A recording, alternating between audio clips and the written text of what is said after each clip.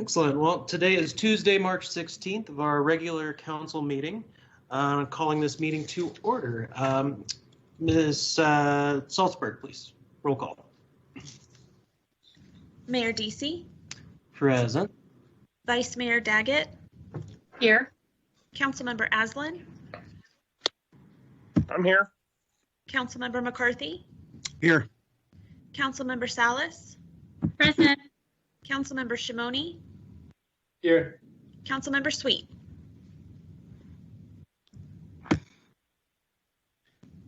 Councilmember Sweet. Here. Sorry, my microphone. Thank you.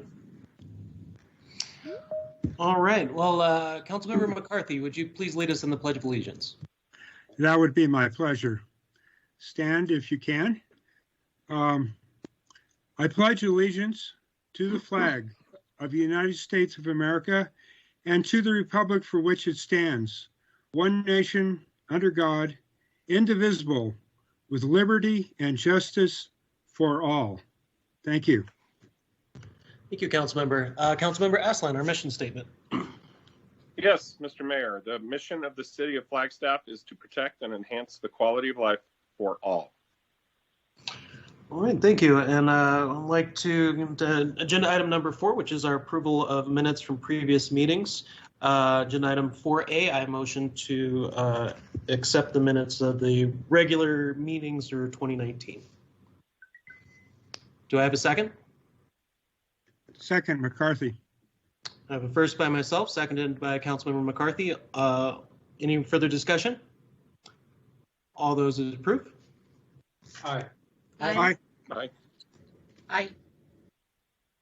Any opposed? That motion carries.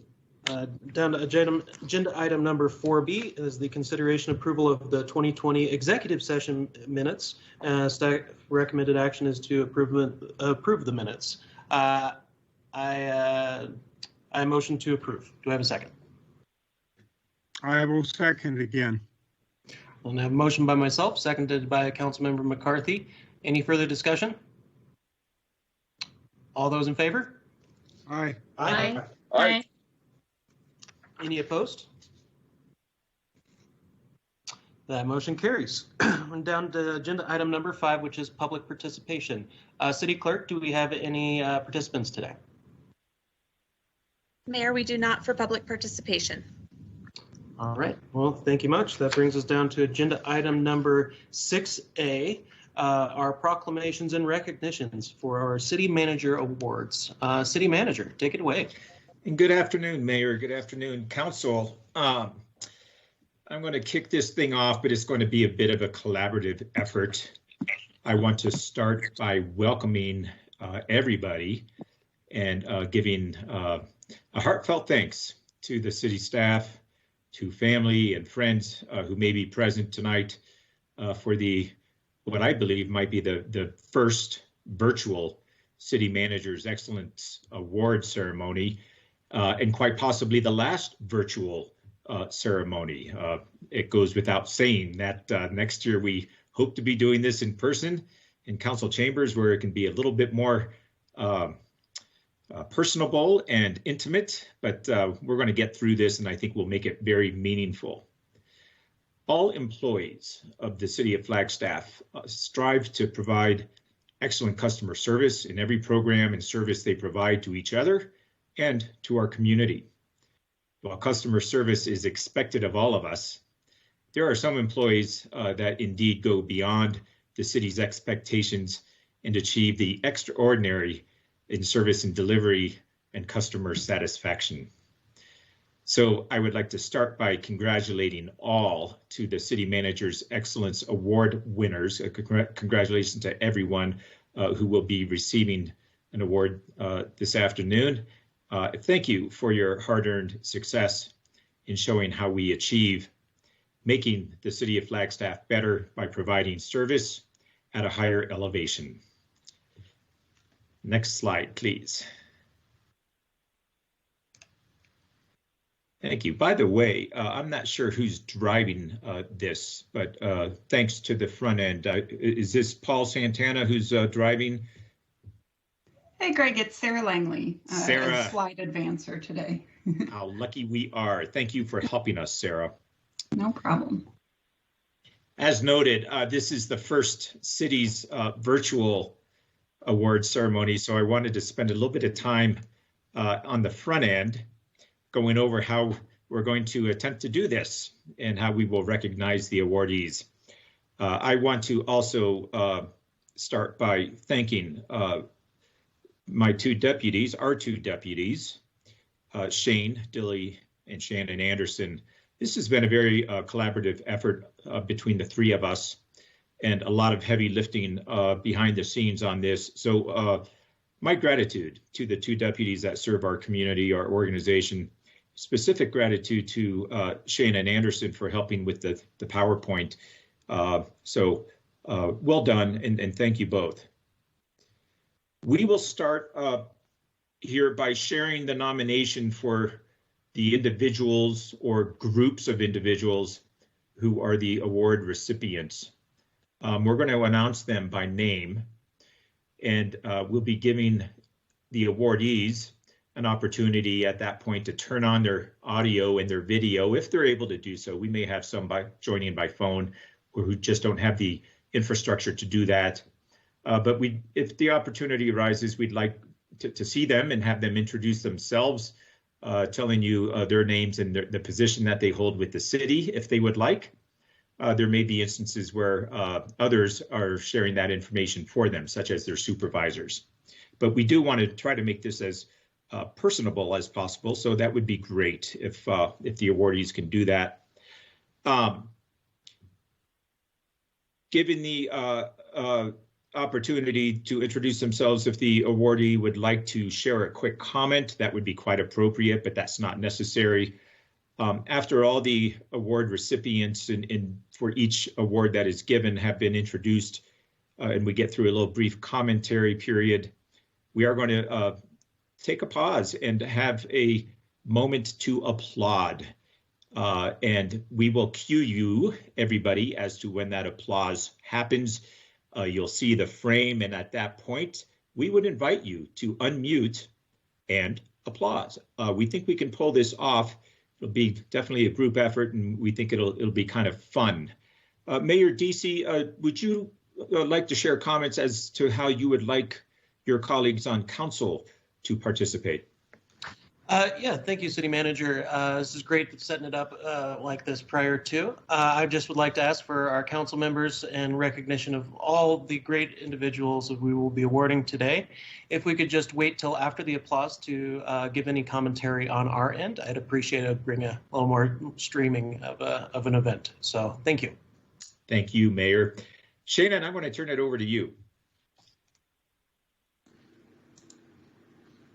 Thanks, Greg. Good afternoon, everyone. So there are 3 levels of awards in the City Manager Excellence Awards. The first level is the Oak Award. This award is given for each value of the city to an individual or a group who stood out when providing one of the city's values. The next highest level award is the Aspen Award. There is 1 award provided for each individual or group who is outstanding for each of the specific city values. And then the highest of the City Manager Employee Excellence Awards is given to 1 employee who exemplifies the mission and values of the city to an extraordinary degree. Now I'm going to turn it over to Shane.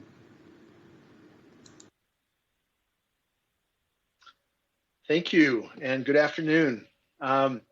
So, with these amazing awards that have been tied to our values, let's identify those values now. Our longstanding values as an organization are accountability, communication, quality, leadership, and teamwork. Thank you. Thank you, Shane. And loving the bow tie. That's a good look. Thanks for sharing. Okay. This afternoon, I am honored as your city manager to be presenting the 2020 City Managers Excellence Awards. We're going back to last year on this. The city manager's office, and I made note that it's the three of us, Shane and Shannon and myself, we received 36 nominations and read through each one a couple of times. And we spent a lot of time collaborating on this, all in an effort to evaluate who would be recognized as the 2020 award recipients. This afternoon, we will recognize 7 individuals and 4 groups of employees as award recipients, so a total of 11. And as was pointed out, they go through the increments that Shannon described, the oak, the aspen, and the ponderosa. We're going to start with the oak awards. And if you can, yeah, thank you very much. I will kick it off, and we're going to do a bit of a tag team. So it'll be, you're stuck with Shannon and Shane and myself here as we walk through these, but we'll try to keep it lively and interesting. So in the Oak Award, I'll start. The Accountability Oak Award is going to an employee for coming up with a last-minute solution on the Veterans Home and an interim solution at the temporary Wonderland Pond project.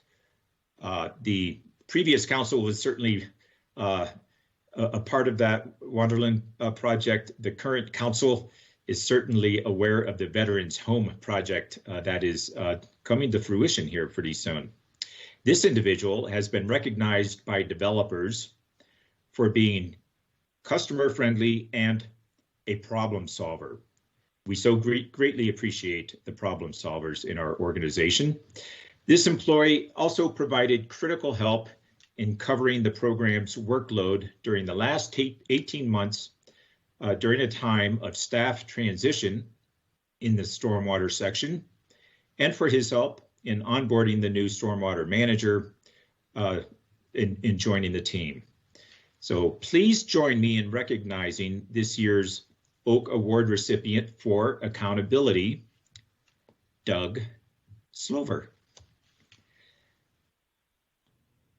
Doug, are you with us? And would you mind unmuting and sharing your face with us so we could honor you? I am with us. Thank you. I've turned on my camera and my mic, so hopefully you can see me. Look a little bit better than my picture, but thank you all. Good to have you, Doug, and thanks for helping us kick this off. And thanks for introducing yourself. We really appreciate it.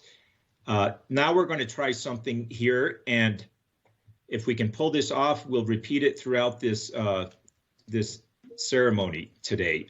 When we show the applause sign, if everybody would attempt to unmute, and let's give it up for Doug.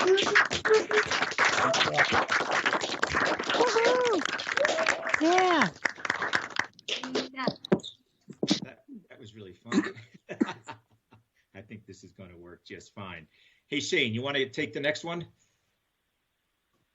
Thank you, Greg. Happy to. This is very exciting. So I have the opportunity and honor to introduce our next recipient. It happens to be a group of employees. This group of employees received the Oak Award for Communications as they spent a year reviewing and preparing the new building codes. They spent months vetting the codes through staff, with stakeholders and local organizations. This group facilitated 35 educational training opportunities across the community. They coordinated with sustainability staff on the Climate Action and Adaptation Plan, on the International Energy Conservation Code, and recognizing the impact on the community by virtue of bringing into play these changes in our code. They enacted a grace period to serve as an adjustment prior to the new process being implemented.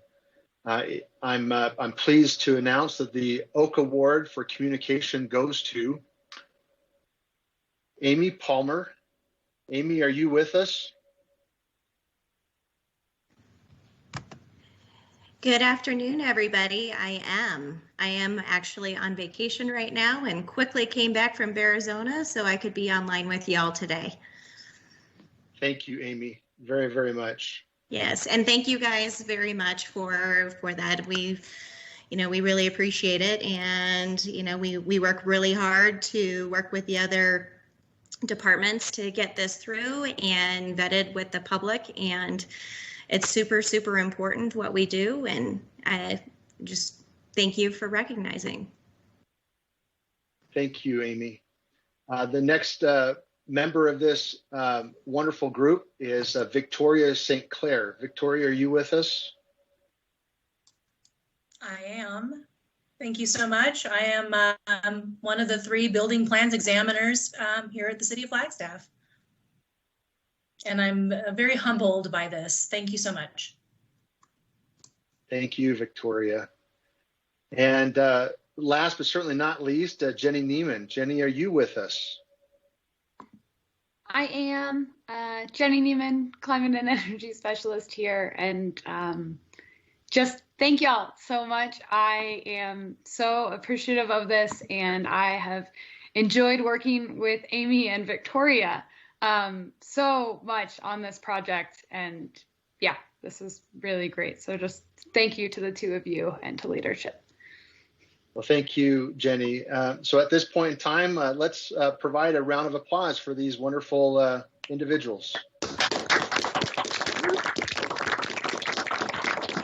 Yay! Way to go, Amy, Victoria, and Jenny. Thank you. Thank you. Thank you so much. You have quite the fan following there, you guys. That's awesome.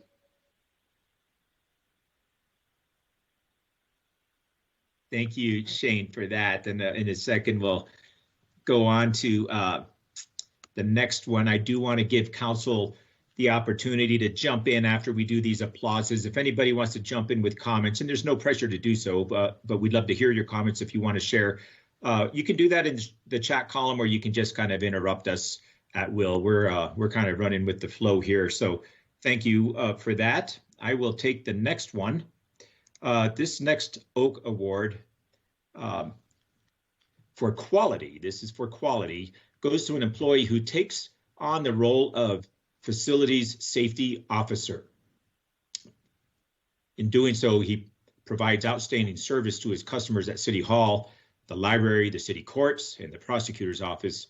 He has used his communication skills to develop written and verbal presentations to enhance work protocols, especially in dealing with hygiene and sanitation during the COVID pandemic. How critically important that is and was and remains. He comes to work and does whatever it takes to get the work completed. He ensures that materials are ordered and stocked to provide for efficient transitions between shifts and work assignments. And he works efficiently as an independent team member under very little supervision on many tasks, and he joins in with skilled staff to support and learn new trade skills while producing quality outcomes. This year's Quality Oak Award recipient is Jeremiah Adams. Jeremiah, are you with us? Yes, I am. Can you guys hear me? Yes, we can. And congratulations, and good to have you here. And it's good to see you. Thank you very much. Thank you, City Manager Clifton. Thank you, City Council, and thank you, Flagstaff, City of Flagstaff as a whole.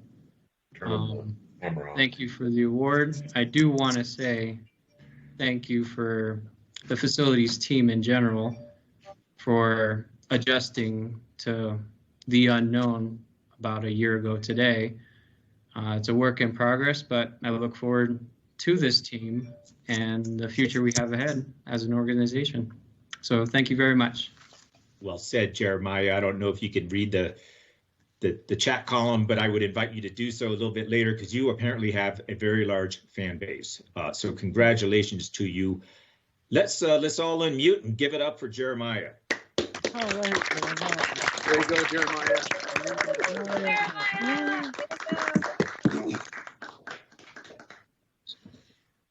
All right.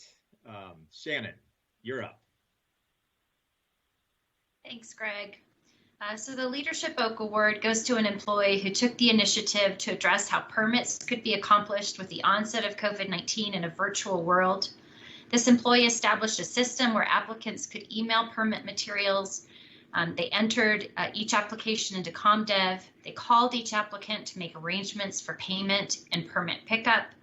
They communicated the new process by posting it on the ComDev front page, and answered numerous one-on-one phone calls. So please congratulate the 2020 Leadership Oak Award recipient.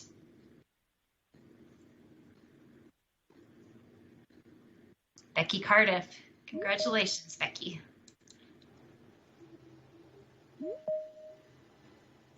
Thank you. Well, we're going a little old school with the picture there, but thank you. Congratulations. It's been an adventure to say the least for the last year, but we had a great team that figured it out and we kept business rolling. So nice work. Thank you very much, Becky. If you will please join me in applause. Congratulations. Hey, way to go, Becky. All right, Becky. All right, Becky.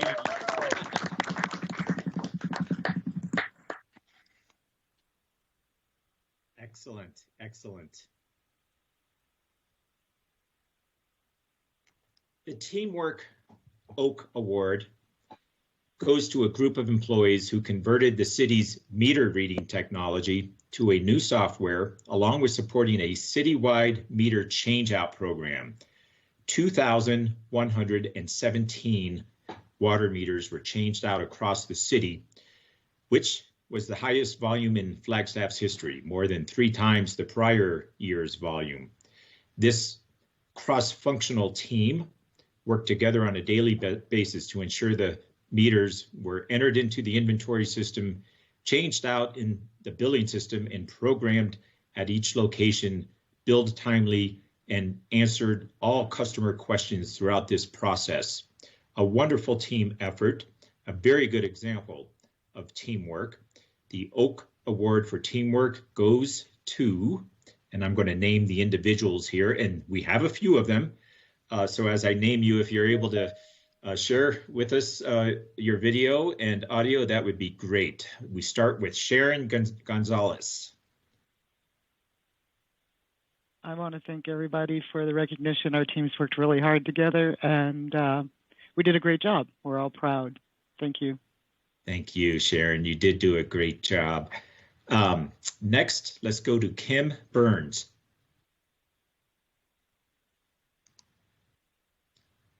Kim, are you with us?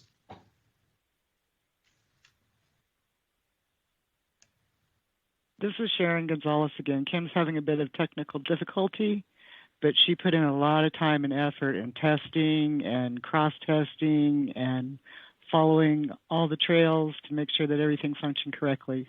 We're proud of her. Yes, we are. And thank you, Sharon, for covering. And we do have in front of us Kim's lovely picture. And thank you, Kim. If you could hear us, we are grateful. And it's just fine that we're having technical difficulties. No pressure on you, but we're able to see you and we're able to thank you. And in a minute, we will recognize you with an applause. So thanks. Next, we have Sabrina James. Hi, Sabrina. Are you with us? She's talking, but she's having technical difficulties also.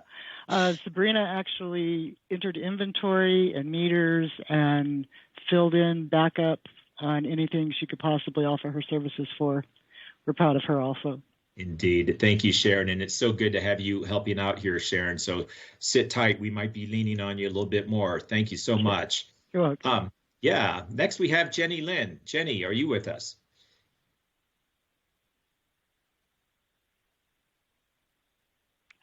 Hi, this is Sharon. Hi, Sharon. Jenny is off site, so I guess things aren't working quite right for her today either. Jenny filled in and she helped us a lot by taking on all of the collections in the collection process while everybody jumped in and helped where they could in other areas. She was totally inundated with tasks, and she successfully completed them all in a timely manner. We're proud of her too. Thank you, Sharon. Thanks for covering again. Jessica Juliet. Jessica, are you with us?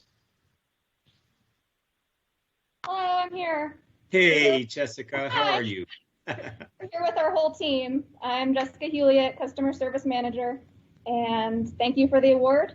Software is never easy, and the team really had to come together, so I'm proud of everybody. Oh, great. You can keep the video on, Jessica, and thanks. And I don't know if anybody at the table with you are awardees that we've already called on. That would be Sabrina and Kim. I think Jenny's out in the field, but if they are, would you please introduce them? You have not called these. Okay, all right, very good. Sit tight. Danielle Tiedemann. Hi there. Thank you for the Hi. work. We really appreciate it. Hi, Danielle, and congratulations. Thank Danielle, you. what is your title? I'm the customer service supervisor. Excellent, and thank you. Next, we have Rachel Johnson. Hi. Hi, Rachel. Thanks for joining us, and share with us your title and anything you'd like to add to that. I'm the customer service administrative specialist. I'm just really grateful to be here, and thank you so much.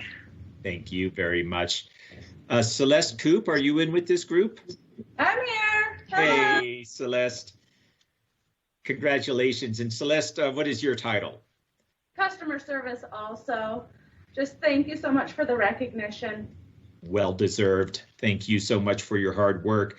Nancy Thomas. Yes, I am here. Thank you. Who's over here? Nancy's on the Hi, other Nancy. We're distanced in our room. Yeah, and we all take note that you are socially distancing, and thank you for that. Nancy, congratulations. You serve also as customer service admin specialist. Rhiannon Thomas. Hi there. Hey, Rhiannon. Yes, my name's Rhiannon. I'm customer service administrative specialist as well. Thank you guys very much for this honor. Thank you very much. Thanks for being part of the A-team here. And we have Krista Devlin. Hi. Hi. Yes, I'm also a customer service administrative specialist, and this year has definitely been challenging, but with this team, we were able to leave every day with laughs. So thank you so much. Thank you. And it's so good to see you. Matthew Sheed. I was supposed to be there with them, but I got a little sick today, so I'm at home. Oh, Matthew, I hope you feel better quickly, my friend. Thank you. But yeah, I just, thanks for the award. I didn't see that coming when I got the email. I know the team's worked real hard this year, and it's nice to see all their hard work pay off for them. It is indeed, and thank you for your hard work. Get well, and I'm glad that we were able to surprise you. That's part of the idea here, so I'm glad that that happened, and thank you for all that you do. Next, we have Scott Klotz, and I might be mispronouncing that. Is it Klotz or Klotz?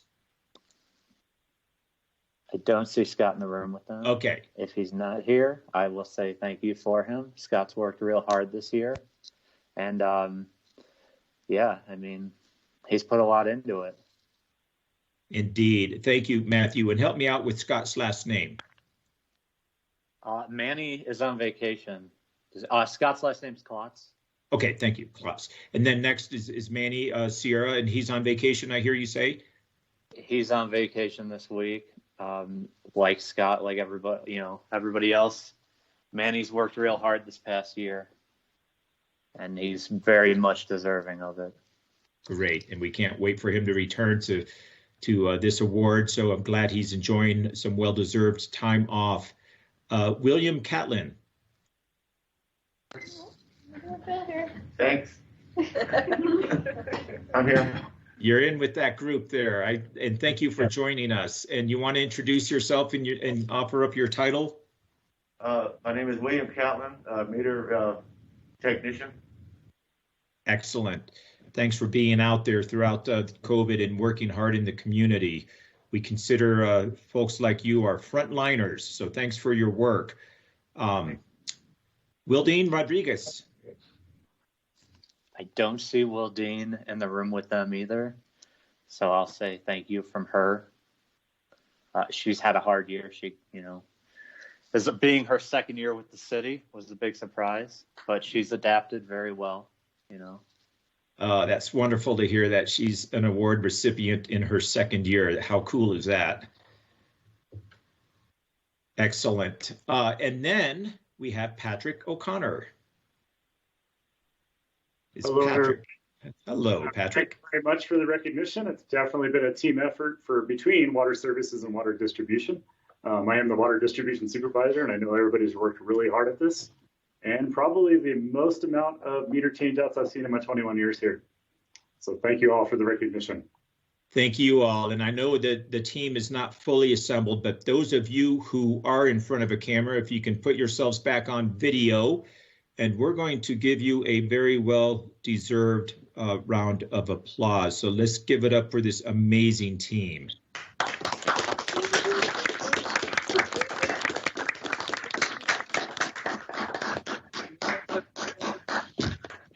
Shannon, where did you find those noodles? I thought they were pretty cool. All right. Congratulations to all of the Oak Award recipients. Here is what each of you will receive in recognition of your outstanding work. This in front of you, and I'm so proud of this, these awards were generated last year, the design that is, and we just love it. Just as some quick history, we used to honor these awards with the names of the mountain peaks. We changed and decided to go with trees, and it's been a very well-received award. It's a beautiful plaque, and here you have the oak, and it's just a beautiful award. And I thank you, Shannon, for taking a photo of this. It really puts a nice touch to this so people can see what it is they have earned. And if we're ready to go on, we will proceed with the Aspen Awards. That's the next highest level award, the Aspen Award. And again, we go up in increments. There will be 5 of these awards to either individuals and or groups. And then we will end up with the singular Ponderosa Award. The Aspen Award for Accountability goes to a group of employees who showed real adaptiveness in response to the COVID pandemic. This team worked hard, and they worked together to transition the public council meetings to a remote platform, which included a rewiring of the staff conference room to allow streaming capabilities and an occasional trip to a city council member's home to ensure proper setup. They provided the tools necessary for staff members to work remotely, such as with laptops, wireless devices, and other technology to aid in the transition.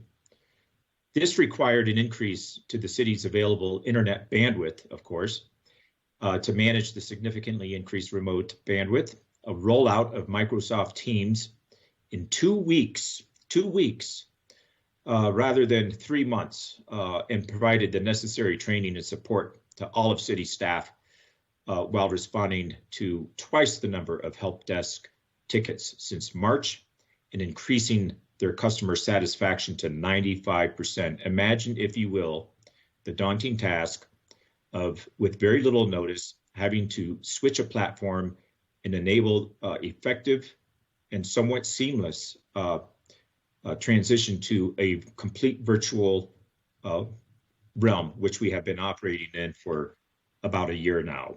Imagine how daunting that would be. So this team is being recognized for this year's Aspen Award. And again, we have a group, and I'm going to call you up individually. And if you can share with us your photo, and keep the video on if you like, and we'll give you a chance to offer any comments. And please introduce yourself. We'll start with Matt Cackert. and I hope I'm getting the last name correct. Please correct me if I'm not, Matt. Greg, it's actually Kakert with long A. Thank you, Matt. You're welcome. And I'm actually the operations manager, so that's in charge of systems is one of the subdivisions of it. But I just wanted to thank everybody for the award.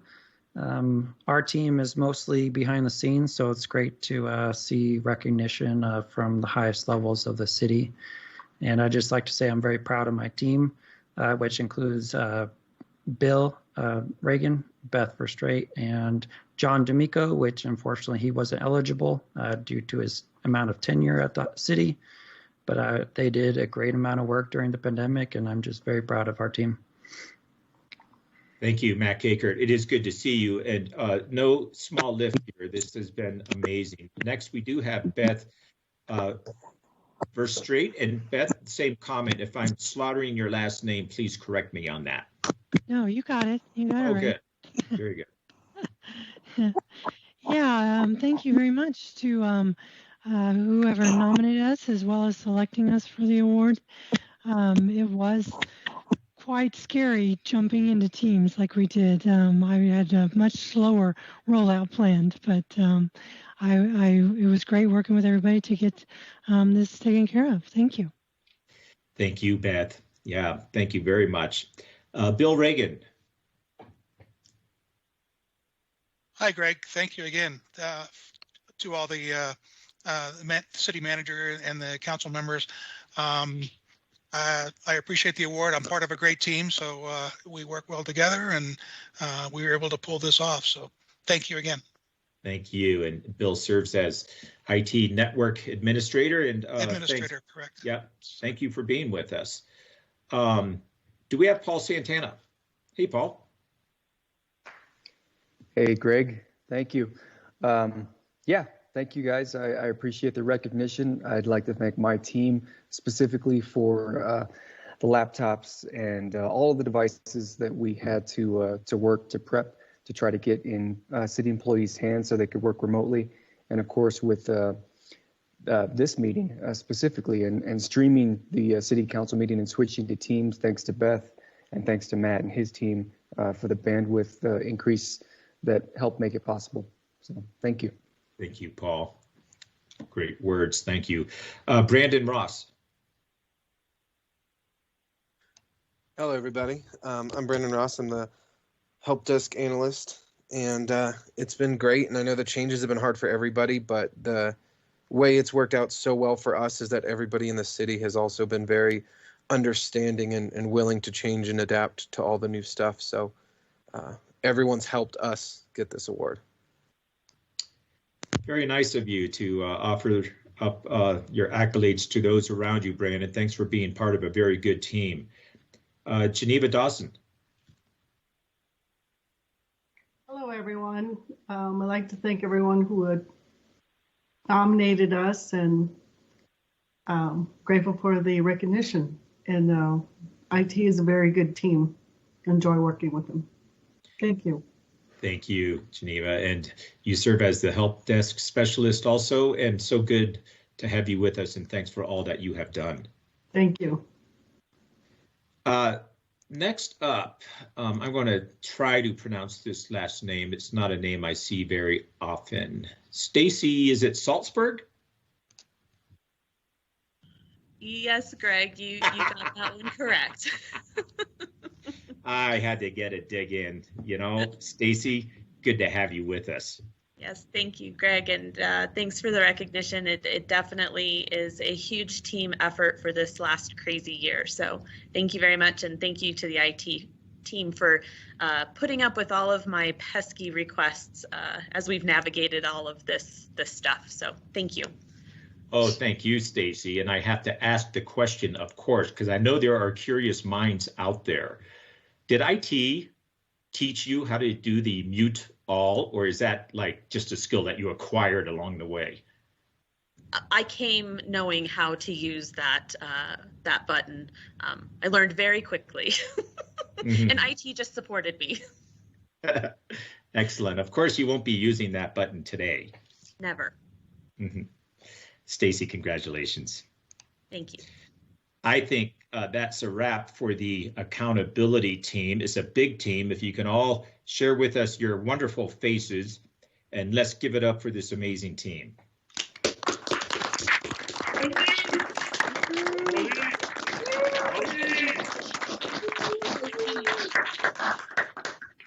Oh, you should see the chat column. It's just lighting up. Well done. All right. I'm not seeing any additional comments here. This is going along quite nicely. Thank you all so much. Shane Dilley, you want to take the next one? It'd be an honor, Greg. Thank you. Mayor and Council, the employee chosen for the Aspen Award in Communications received 3 different nominations this year for his ability to communicate important information to his team, as well as to other fire departments in the greater Flagstaff region. He took leadership over the emergency medical system, EMS, the inventory for that system and the ordering process. He researched CDC guidelines to find alternative means to procure the needed PPE and equipment. He adapted to the pandemic and organized the EMS room accordingly. This employee ordered supplies, developed tracking methods, kept inventory, and communicated important information to fire agencies and personnel throughout the greater Flagstaff region. His workload tripled during this time due to the amount of PPE being used by fire personnel. While he was ensuring there was sufficient PPE and equipment to address the current needs, he took it a step further by following the trends and using those trends for COVID and our use of PPEs to predict how long the supply cache would last, and ensuring that we had at all times at least 3 to 6 months of supplies in case another shortage was occurred. He did this in addition to his daily duties, such as equipping a new frontline engine and developing a new active shooter policy as a member of the SWAT team. Please join me in recognizing this year's Aspen awardee for communication, Kevin Wiles. Kevin, are you with us? Yes, sir. For some reason, I can't turn my camera on, though. So you have to look at a much younger picture of me, I guess. Thank you, Kevin, and really appreciate it. Do you have anything you want to say? Yeah, thank you very much for the award, the city manager's office. I appreciate it. I'm humbled by it. Thanks to the department for nominating me. You know, this is a pretty career-defining moment, I think, in a lot of first responders' careers or essential services employees as well. I'm just a mere part of the team, really. Any system I put in place is only as good as those individuals that are willing to adapt to it and put in the work to make it work. So I'm fortunate to work with an outstanding group of dedicated professionals. It's truly an honor just to serve. So thank you very much. And thank you, Kevin. Let's all provide a round of applause for Kevin.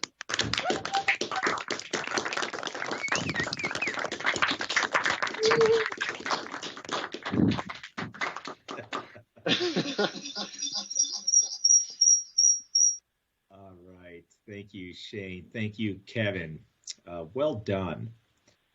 The Aspen Award for Quality goes to an employee, an individual employee here, who is the epitome of what Team Flagstaff stands for by embracing the team philosophy, understanding accountability as a foundation, communicating to understand not to just be heard, but placing quality as a core responsibility and showing that leadership is not just delegating, but also assisting and also mentoring along the way.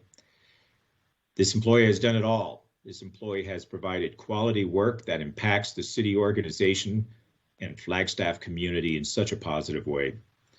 Someone could not randomly dial a city extension and find a section or a division this employee has not touched with his creative work, with some examples including the Office of Labor Standards, the minimum wage materials therein, the Economic Vitality Division on the Flagstaff local campaign, where he developed an entire new website and several videos to explain the movement, the city manager's office videos, so much greatly appreciated. Those are award-winning office videos, by the way. Police department recruitment efforts, water services on their critical plans and annual water awareness campaign, Park Flag on new signs developed and marketing material. And we have seen those signs, and they're absolutely wonderful. The airport signage, advertisements and annual report, human resources for recruitment efforts, sustainability in a variety of areas with folding in the ecotourism elements, and helped the mayor with several videos to the community, especially during the pandemic when messaging was and remains so vitally important. Goes without saying, this award is so well deserved by this individual. So, next slide. Ralph Schmidt. Are you with us, Ralph? And we hope you are.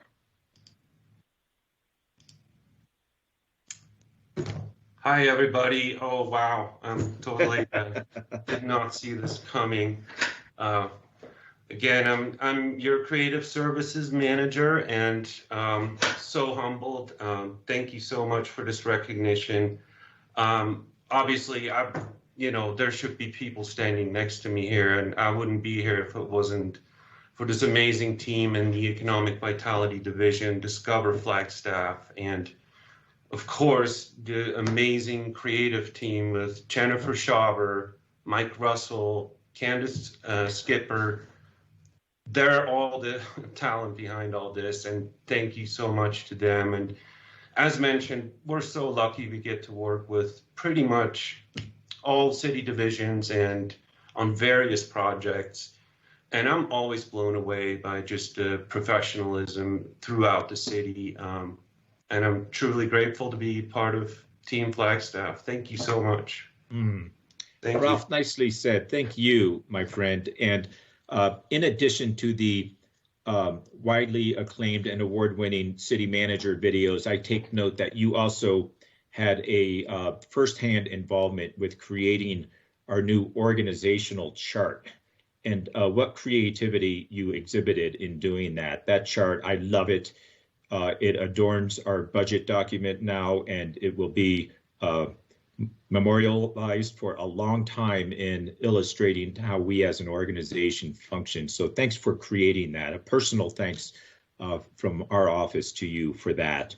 Well done, Ralph. And I'm just elated to offer up applause for you. Everybody, please join me in recognizing Ralph Schmidt.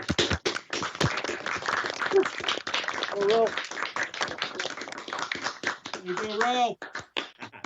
Right on, Ralph. I hope you like our little creativity. This is about as creative as we can get in the city manager's office. And I'm taking credit, of course, for Shannon Anderson. She was behind all of this. Great. And speaking of Shannon, you want to take the next one? I'd be happy to, Greg. Thank you. The Leadership Aspen Award goes to the employee that led the street lighting to enhance dark skies, which we call SLEDs, a team over a 5-year period to find a cost-effective and available product. The light emitting, I'm going to say diode, I don't know if I'm saying that right, but LED for short, street light fixture solution replaces the sodium gas-filled glass bulb fixtures that are no longer manufactured and available. The solution preserves the Flagstaff's dark skies and our roadway safety while establishing a model street lighting standard that others can follow. This employs attention to detail, their ability to understand illumination concepts, their patience, their persistence to find a solution that balances dark sky needs with roadway safety were the driving forces behind the recently adopted engineering standards. Please congratulate this year's Leadership Aspen Award recipient, Jeff Baumann. Congratulations, Jeff.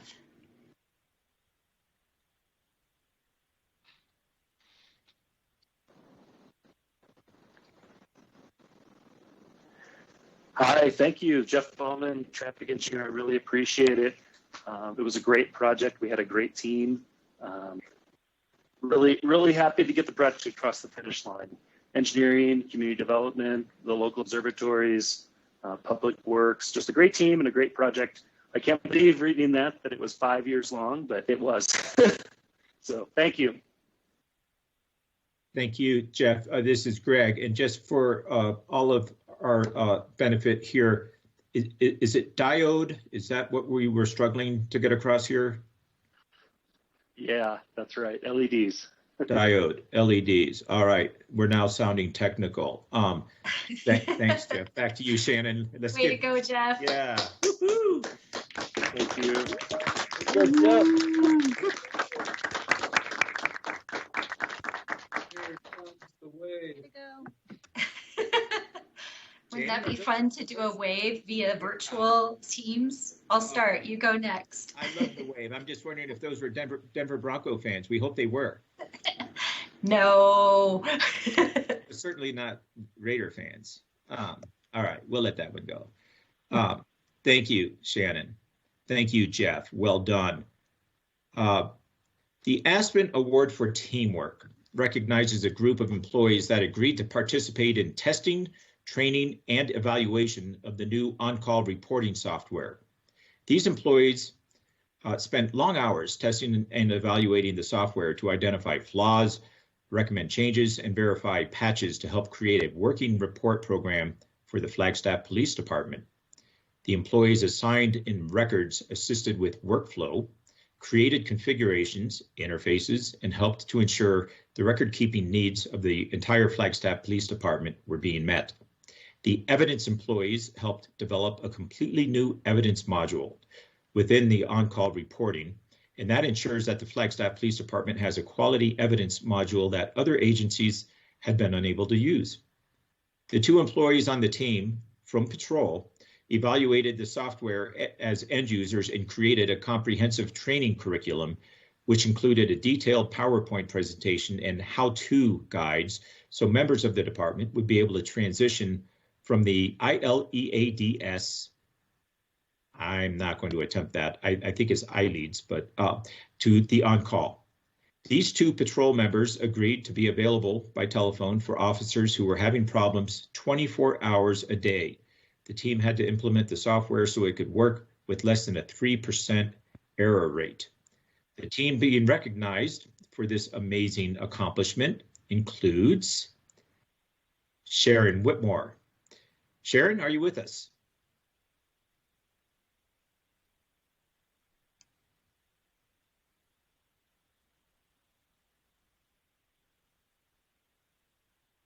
Okay, I don't know that Sharon is with us. I'm going to go ahead and introduce the others. And if anybody wants to speak on behalf of Sharon, that would be quite appropriate. Next up, we have Kristen Decker.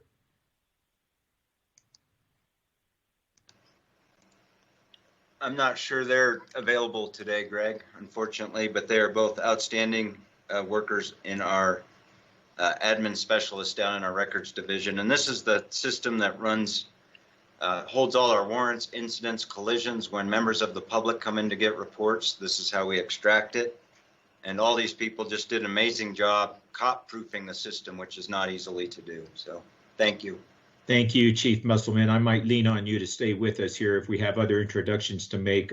You're the guy. So thanks for helping us out. Angie Everhart.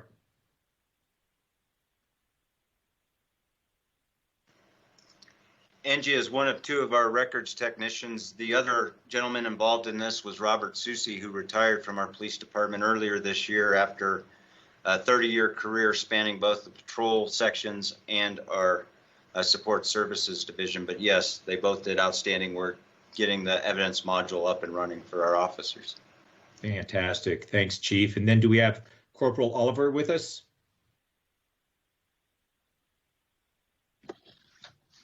Yes, sir. I'm right here. Thank you for the recognition, and thank you, Shannon, and thank you to the council and the mayor for having us here today. It was a long project, and I got to give a real shout out to Officer Adam Williams. He was the IT brains behind it, and I couldn't have been as successful with it without him by my side. Thanks, Corporal. And is Officer Williams, is he with us? Yes, sir, I'm here, and I do have to toss the basketball right back at Mike. It was most definitely a team effort. One of us having a computer background and one of us having a more experience with more people. Definitely could not have made this work without him. And then a special shout out to the IT folks who took all of our concerns, however repeated it might have been, but they made a pretty awesome product for us. So thanks for their patience. Well done and well said, Officer Williams. Thank you for everything that you do. Thanks for serving our community, and you and Corporal Oliver and the entire rest of the team. A great team it is. We know we don't have everybody there, but if we can give it a round of applause to this team, that'd be great. Way to go. Way to go, team.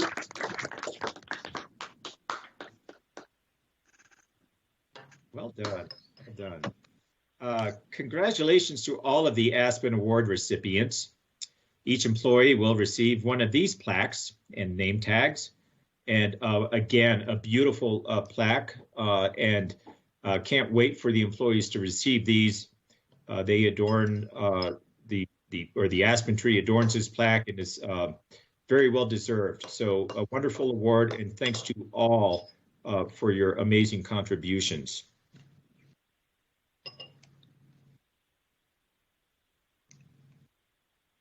Now it's time for the highest level City Manager's Award, and this, as we noted at the outset, is the Ponderosa. And what an honor.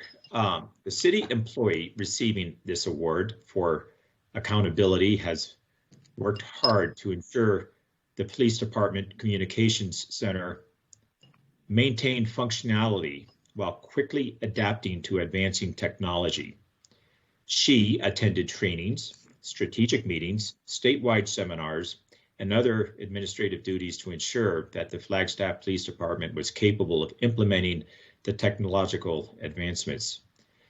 She was tasked with the successful implementation of a text to 911 service rolling out across the state, all while ensuring the 911 system was up and functioning when system failures occurred. In addition, this employee has been stepping in to cover shifts and provide breaks to communication specialists during the COVID pandemic due to staffing levels and, of course, absences. Her leadership and these efforts have led to a longer tenure of the employees within the Communications Center. This employee's dedication and accountability has ensured the best level of service to communications employees, the police department as a whole, and other agencies in Northern Arizona and the Flagstaff community members and visitors. So this is a big one. Please join me in the recognition of this year's Ponderosa Award winner, Katie Brandis. Katie, are you with us? Hi, can you hear me? Yep, loud and clear. All right. Well, thank you. I am shocked that I got that award, but thank you for the recognition. I'm obviously very blessed to work for the best police department probably in the entire United States. And we've had probably everything thrown at us that we could think of this year, and we were able to be successful and overcome and adapt. So thank you very much. Oh, our thanks go to you, Katie. You know, if I can just do a little editorializing here, so many of the duties that our employees fulfill on a daily basis come with a high degree of stress and challenge and adaptiveness and the ability to work under extreme pressure.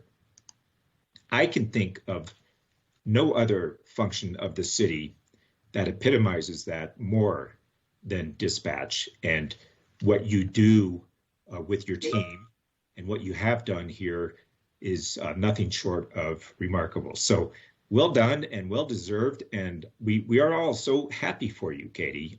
So a round of applause, please, for Katie Brandis.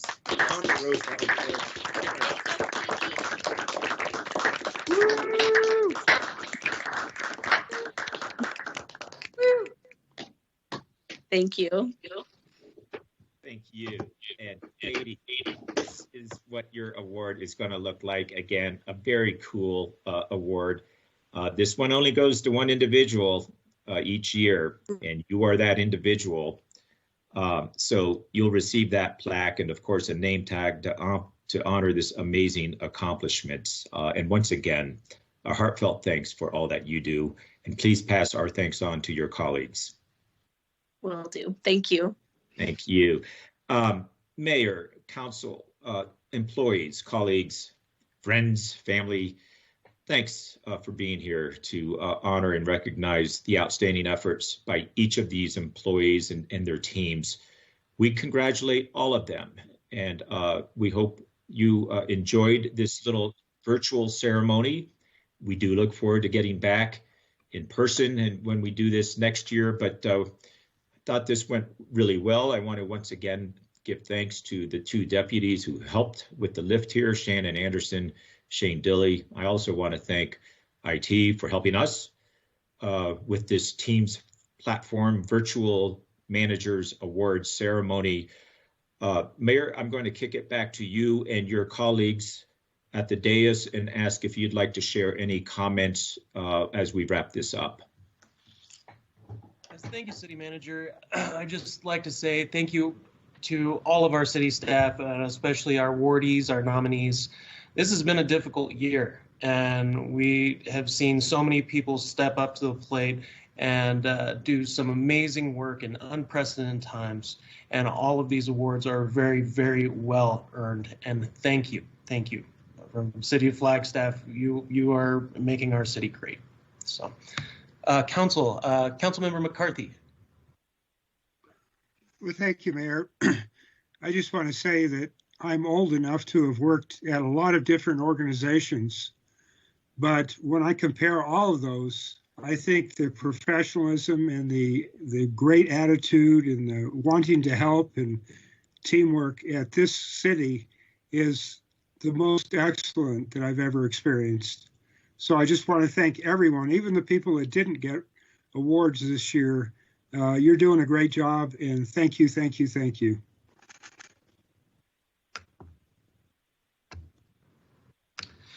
Thank you, Councilmember McCarthy.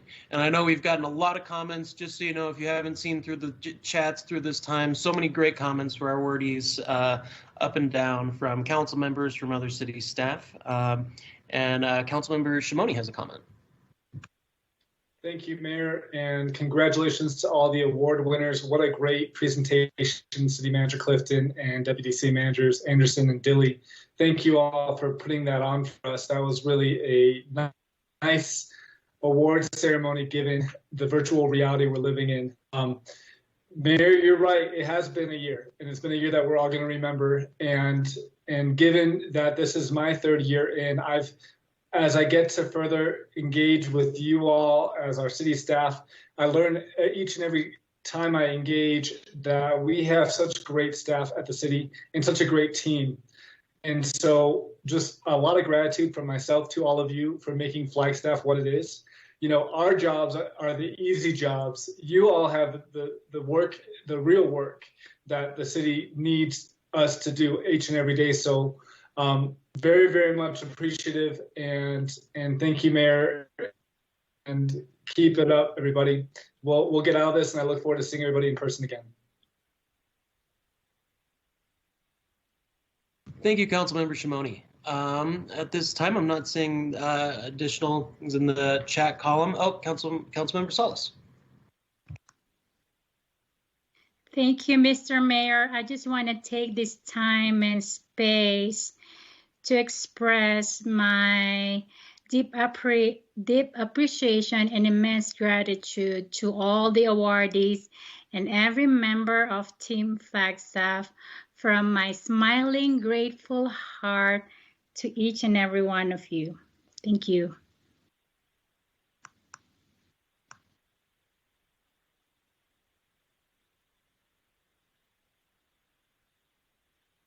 Thank you, Councilmember Salas. Councilmember Sweet wanted to say something about she's having internet troubles next door in the conference room. So, Councilmember Sweet. Thank you. I just wanted to say congratulations, and I continue to be in awe of how much passion, dedication I see from all of you working hard for our city, and I just really want to express my gratitude. Thank you, and congratulations. Thank you, Councilmember.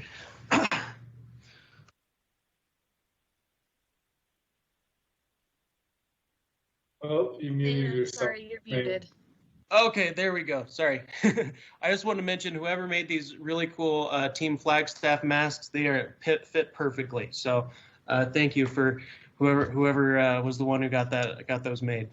Well, Mr. Mayor, if I can jump in and pass on your thanks to those who deserve them. It is the Champions of Flagstaff who came up with this idea, made by the same manufacturer as the multiple use shopping bags a year ago, the tote bags. This year it was the masks, and I think many of those folks are listening, Mr. Mayor, so thank you for acknowledging that. Mm-hmm. My pleasure. All right, well, without further ado, I think that does take us down to our next agenda item. And thank you all again. And City Manager and our Deputy City Managers, this was a great presentation. I really like the applause section. All right, this brings us to agenda item 7A. This is our liquor license public hearings. I did want to mention that the City Council may vote to go into executive session, which will not be open to the public for legal advice and discussion with the city's attorney for legal advice on any items listed on our agenda. I failed to mention that before. So we are on to 7A. This is the consideration and action on liquor license application, John Michael Polkinen of Savano Coffee House, 30 South San Francisco, Series 6, location, owner transfer. Staff recommended action is to open the public hearing, receive citizen input, close the public hearing. So at this time, I would like to open the public hearing. And do we have any commentary from our city staff on this, or is the individual, would the individual applicant like to speak? Good evening, Council. My name is Ryan Turley. I'm the sergeant with the Flagstaff Police Department. I conducted the investigations for the applications before you. I did not find any derogatory records from the applicants or the businesses themselves. And I'm here to answer any questions you guys may have. Thank you. Excellent. Thank you, Sergeant. Is the Ms. Salzberg, do we have the applicant here? Want to say a few words, or you don't have to if you are here either. So,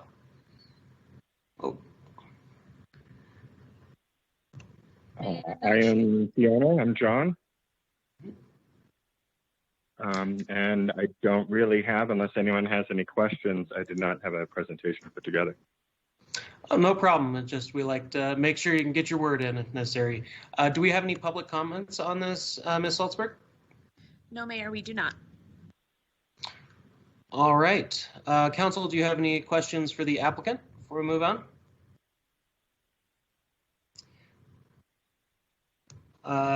Councilmember Salas.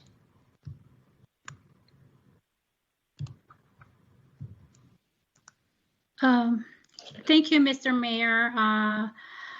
First of all, I would like to send my gratitude and thankful heart to both applicants for submitting their liquor license application. I have one question for Stinking Crawfish. So your location will be at the old barbecue place on Milton. Is the restaurant already open? Oh, I'm sorry. We're actually, I took these ones separately. My apologies, council members. So we're still on 7A, and then we'll jump up to 7. Oh, I'm sorry. Yeah. Oh, just gratitude to Savano Coffee House for first of all creating a safe place for our LGBTQIA+ community members, and I look forward to visiting your Sivano Coffee House soon. I don't have a question for Sivano, but and Mr. Mayor, I'm ready to make a motion after the questions. Thank you. Yeah, I think we're good to go here. So I will close the public hearing. And Councilmember Salas has a motion, and I second that motion. Any further discussion, Council? Mr. Mayor, I would just like to make sure that my motion is to forward the application to the state with a recommendation for approval. Yes, thank you, Councilmember Salas.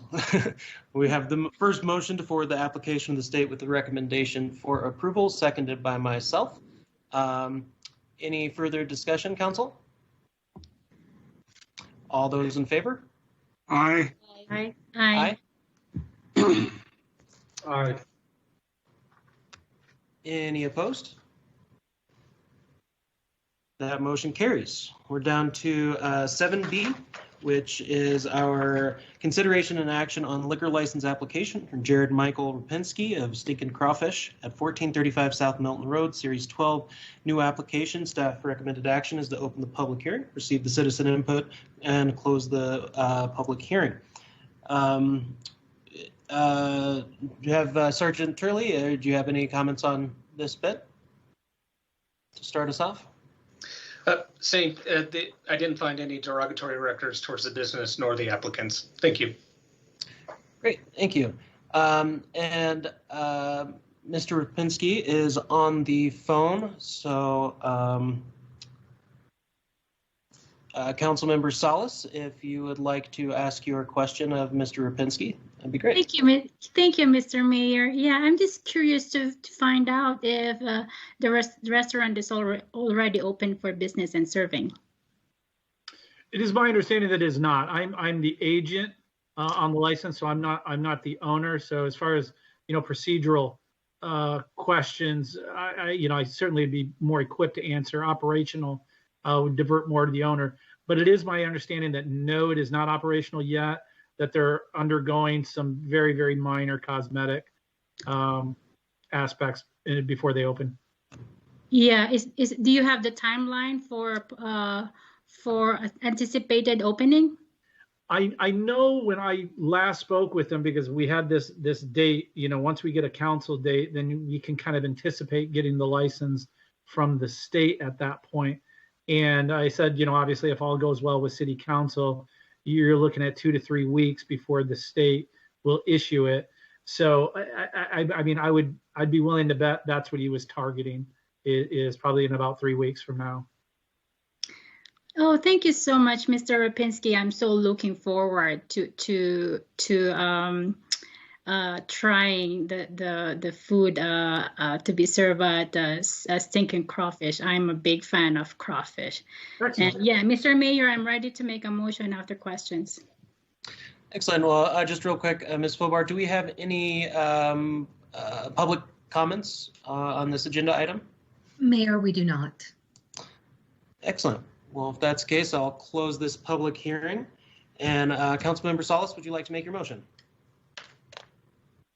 Thank you, Mr. Mayor. I move to forward the application to the state with a recommendation for approval.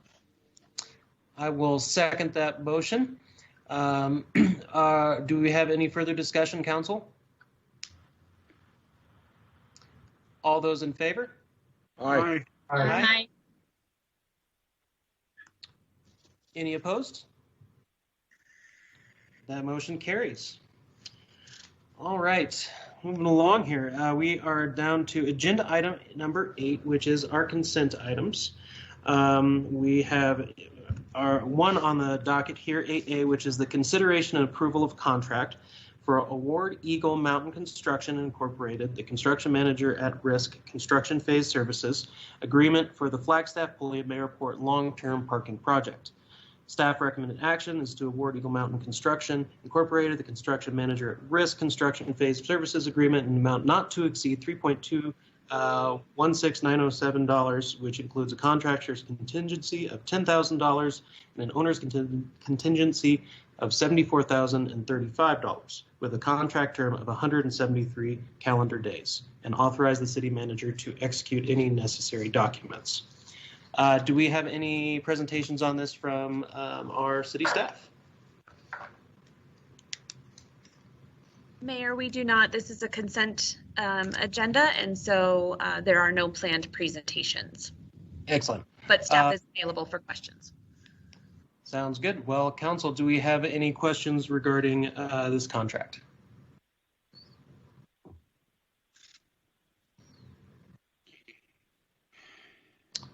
I'm not seeing any questions. Council, do we have an emotion to approve? Mayor, this is Jim McCarthy. I move to approve item 8A as written on the agenda. Thank you, Councilmember McCarthy. Councilmember Shimoni, you had a comment? I do, and I'll second that motion. And I just wanted to comment and let the council know that I did ask staff about the EV parking at the airport and learned that there is a partnership in place with APS to establish, I want to say, 6 parking spaces adjacent to the airport. So pulling in, there'll be parking right there for EV. So folks who are picking up folks can charge as they're waiting. And then there will be 4 long-term parking EV stations or spots in the bigger parking lot area. Staff, correct me if I'm wrong, but that is my understanding, and that seems adequate for me, at least in the short term. So just wanted to share that. Thank you. And again, I second the motion. Thank you, Councilmember Shimoni. And I am seeing from Director Helmick that is correct, your numbers, Councilmember Shimoni. So I do have a motion by Councilmember McCarthy, seconded by Councilmember Shimoni. Is there any further discussion, Council? All those in favor? Aye. Aye. Aye. Aye. Aye. Any opposed? That motion carries. All right, we are now down to agenda item 9A. This is the legislative update and ratification of the letter of opposition on HB 2770. Staff recommended action is to ratify the council's direction on March 9th, 2021 to send a letter of opposition on HB 2770. Ms. Langley. Thank you, Mayor. Is my slideshow displaying correctly? Yep.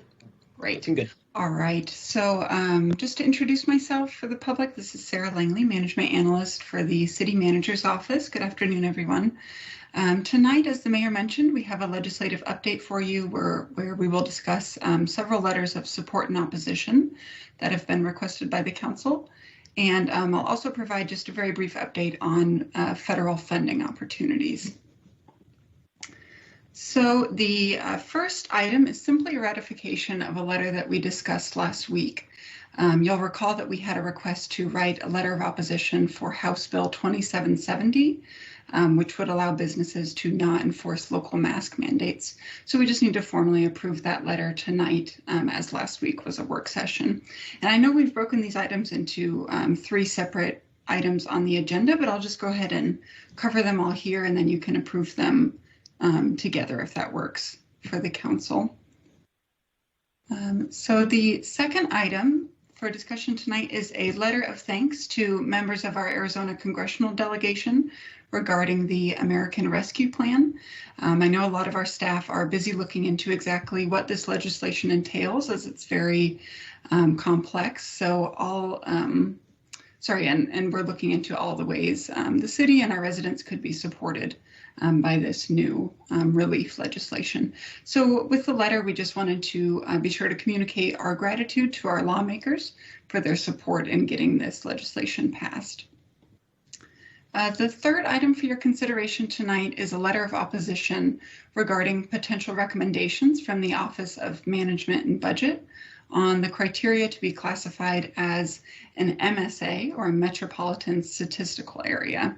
So I wanted to provide a bit more information on that because the subject matter is a bit technical. So we recently learned from the Office of Management and Budget, or the OMB, that they are asking for public comment on recommendations that they've received from one of their review committees. There's a particular recommendation that's of concern for us, and that recommendation suggests that the minimum population to qualify as an MSA, or a metropolitan statistical area, be adjusted from 50,000 individuals to 100,000 individuals. So this is very new, and we're still learning about the potential impacts of this. But the takeaway at this point in time seems to be that such a change would set a bad precedent.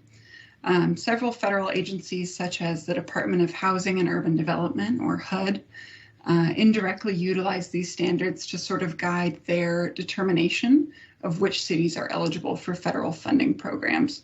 So if the Office of Management and Budget implemented such a change, HUD could then say, okay, let's go ahead and update our statutory definitions to match what OMB is saying, and then we might be in danger of losing funding. Excuse me.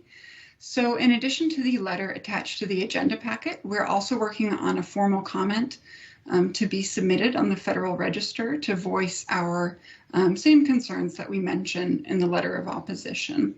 So that's kind of a brief overview of the recommendation that we are concerned about.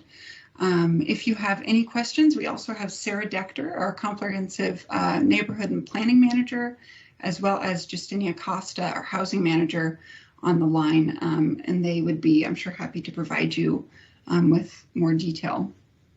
So I'll pause there and see if there's any questions. Councilmember McCarthy. Thank you, Mayor. I do support all three of these letters, which I've read thoroughly.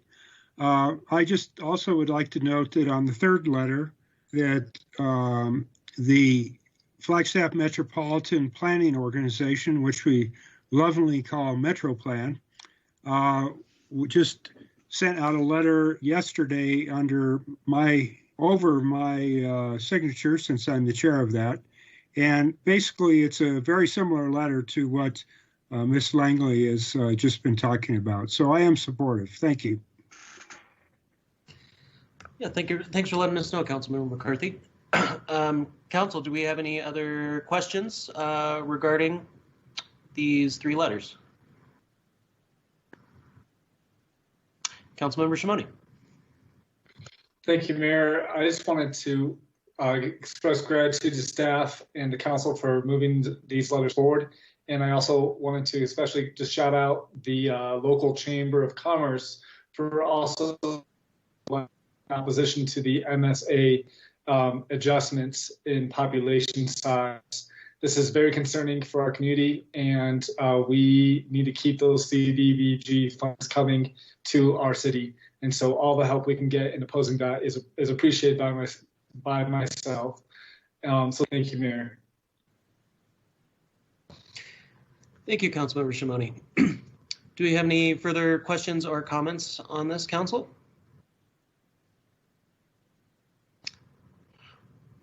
All right, is this the end of the presentation, Ms. Lang? Oh, no. Here we go. Thank you, Mayor. Just one more quick slide. This is more for Council's reference. Just want to make a comment about the surface transportation reauthorization that's expiring in September of this year. As we've just been getting some questions about this, and I'm sure you've been reading about it a bit in Bob's updates and news articles and whatnot. So this will be a very large pot of funding that could be used for a variety of different things, traditionally including roads, bikes, bridges, and then bike and pedestrian paths as well. And we've heard this year that it might be expanded to include other things. So we're still learning more about this funding opportunity as it's changing rapidly, but wanted to let the council know that a team including capital projects, grants and contracts, legislative affairs, as well as Metro Plan and Bob Holmes, our federal lobbyist. We've all been working together to identify and vet potential projects that could be a good fit for this funding. So we'll be sure to keep the council apprised of our efforts and any future developments related to this surface transportation reauthorization. So thank you, and that is all I have for tonight. Happy to take any further questions. Thank you, Ms. Langley. Councilmember Salas? Thank you, Mr. Mayor. Ms. Langley, I appreciate that last slide because I want to share the communications that I was able to join in during the National League of Cities Conference audience with Senator Mark Kelly, who also happens to be on the Transportation Committee. He had asked cities and town in the next few weeks to turn in top 3 priorities that can be funded through that bill, this robust infrastructure bill that he's developing, and identify top 3 projects. And I would highly recommend submitting on behalf of the city funding requests for J.W. Powell Extension, 4th Street Corridor, and our broadband infrastructure, of course, pending council support. Thank you. Thank you, Councilmember Salas. Councilmember Shimoni. Thank you, Mayor. I feel like I have to mention, oh, sorry. I said, thank you, Mayor. I feel like I have to mention a bit of gratitude for the American Relief Plan and the $15.2 million coming to us here locally that can help cover increased expenditures, replenish and mitigate economic harm caused from the COVID-19 pandemic. This is huge for our community. This is huge for our budget. And I know that we're all looking forward to moving forward with that funding support and the conversations we'll have at our budget retreat in April. So I just want to express gratitude to leadership that helped see that through and say that we are extremely grateful for those extra funds. Thank you. Thank you, Councilmember Shimoni. Not seeing any further comments or questions right now, unless otherwise, no. Oh, City Manager Clifton. Thank you, Mr. Mayor. Thanks for allowing me to jump in here. The last reference made by Councilmember Salas, I think, is an important one and a bit timely, and Sarah Langley can speak more to this, but we're seeing these requests come out of our congressional delegates for priorities related to projects. And I take it, Sarah, that some of this may be appropriations that are targeted for certain areas. I'm not sure if these represent true earmarks in the literal sense, but rather just targeted appropriations. But a question for you, Sarah, if I may, Mr. Mayor, would it be beneficial, Sarah, for us to have, for the council to have quick discussion of these priorities tonight with the idea of an outcome, directions to give you so that you could respond to the congressional request? Or is this an item that can wait? What are your thoughts? Thank you, Greg. It is, as I mentioned, still a bit unclear how this whole surface transportation reauthorization will be rolled out. So far, I know we've received a request because Senator Kelly serves on the Transportation Committee. So the Transportation and Infrastructure Committee is taking requests. We also expect to see, I imagine, additional requests from additional committees in the future. So I think we kind of need to target our projects towards transportation at this time, and then hopefully in the future we would see additional requests from committees focused on different areas within surface transportation reauthorization. I also know Stacy Breckler-Nags and Rick Barrett are on the line in case they might want to jump in and add any thoughts. Thank you, Sarah, and thank you, Mr. Mayor, and I'll bounce it back to you and your colleagues. So what I'm hearing is it may be advisable to have a little bit of a check-in as to where these priorities, transportation related, lie, and we are here to help inform that discussion. The suggestions from Councilmember Salas, just to recap, I was taking notes, the J.W. Powell Extension, 4th Street Corridor, and broadband being the three identified, Mr. Mayor. So we'll let you and your colleagues discuss, but I think we can use a little bit of direction here, and we appreciate your time and consideration. Thank you, City Manager. And thank you, Ms. Langley. I would have some comments here, but I'll start with Councilmember Salas. Thank you for presenting those three. Two of those, especially the JW PAL and obviously broadband, are very important, as well as the 4th Street corridor. In terms of the broadband, I would just say that to get a little bit more specific, the conduit that we need would be best suited in discussions with IT Director Perry, that from our NASAT facility on McMillan Mesa going south all the way down to the airport. And that specific project is a priority, as well as mentioned with our joint session with our county board of supervisors, getting that fiber from the I-40, I-17 interchange east to the mall, so that way it can be helped with our partners up north to get that fiber to Page eventually on their end. So in terms of the broadband, those are the two that I'm particularly interested in myself. I'm going down here, Councilmember McCarthy. Thank you, Mayor. With regard to those three suggestions, I think that John Wesley Powell and 4th Street do make sense. However, I'm thinking before we make such a recommendation, we might want to consult with the FMPO, the Metro Plan, and also with our traffic engineer. And so I feel a little uncomfortable making hard recommendations tonight without input from those two important sources, the Metro Plan and our engineering staff. As far as broadband, I don't know if that really is, I support broadband, but I'm not convinced that this is it's an appropriate request for transportation funds. Now, I may stand corrected on that, but I think at the very least we would need some clarification on that. So it seems to me that we might want to come back to this next week or something. Those are my thoughts. Thank you. Thank you, Councilmember McCarthy. Ms. Langley, do we know if the broadband is included in the transportation as a possibility, or is that specifically, yeah? Thank you, Mayor. Yeah, I think it would be more falling under the kind of dig once mentality that I know our IT department champions. So it would be more, I believe, if we are conducting road work or work on our transportation roads or bridges, that we would then utilize that opportunity to place conduit or any other infrastructure that would be helpful for providing broadband in the future.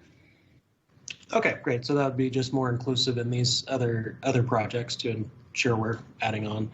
So just real quickly to finish up, the dig once policy absolutely makes sense. Thank you, Councilmember McCarthy. Let's have city staff jump in here before I go to the other members of council in case they can help inform our discussion here. Deputy City Manager Dilly. Thank you, Mayor, and members of the council. I thought it would be helpful to add, just as a fact that we're moving forward as staff. I mean, we have placed broadband as a high priority in conjunction with our capital projects. So whether it's water, sewer, or our transportation efforts, if any of those projects, and our engineering group is coordinating really closely with our IT department, but if any of those projects correlate and we can capitalize on moving forward with the broadband master plan that Director CJ Perry introduced to council in February, we're jumping on that, and we'll include conduit for our fiber future in those projects. So just as a blanket statement from staff in all of these projects. And so as we apply for these federal funds and they further those capital projects, we'll certainly take advantage of those and move that conduit forward. Thank you. Great, thank you, Deputy City Manager. Mr. Barrett, do you want to chime in here? Thank you, Mayor. This is City Engineer Rick Barrett. Appreciate the opportunity to jump in this discussion. Yeah, I just wanted to assure Council that we are working very closely with Metro Plan, Sarah, who is making the presentation tonight. We also have our Contracts and Grants Manager, Stacy BK, Breckler-Nags, excuse me, involved, as well as our lobbyist, Bob Holmes, who is guiding us, helping us understand what all the criteria associated with this, with these possible grant opportunities is.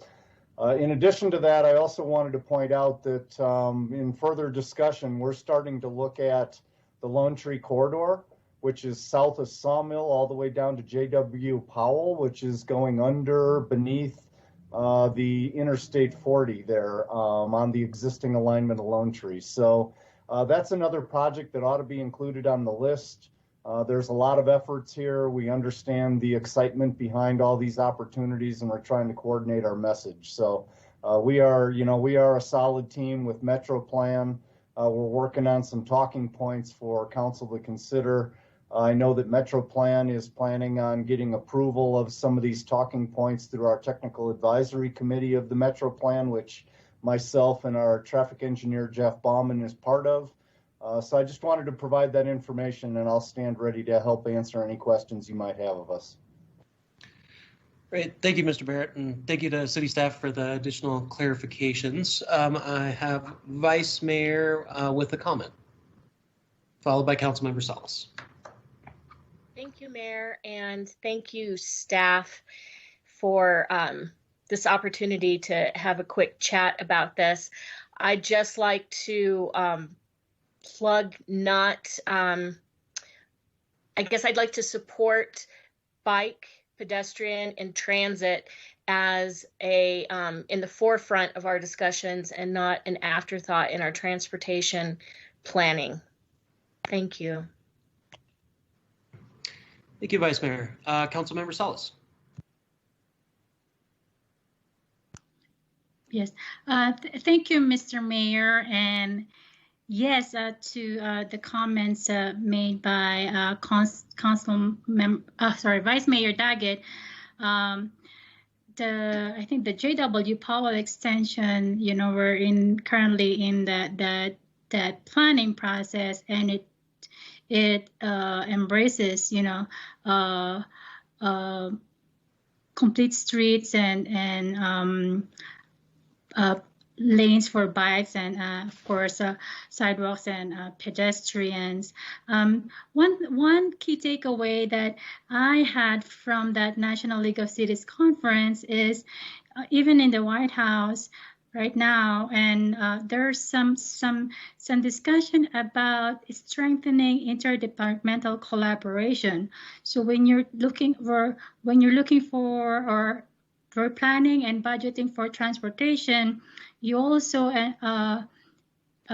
include other infrastructure related to transportation, such as fiber optic broadband and transit and future housing and commercial development.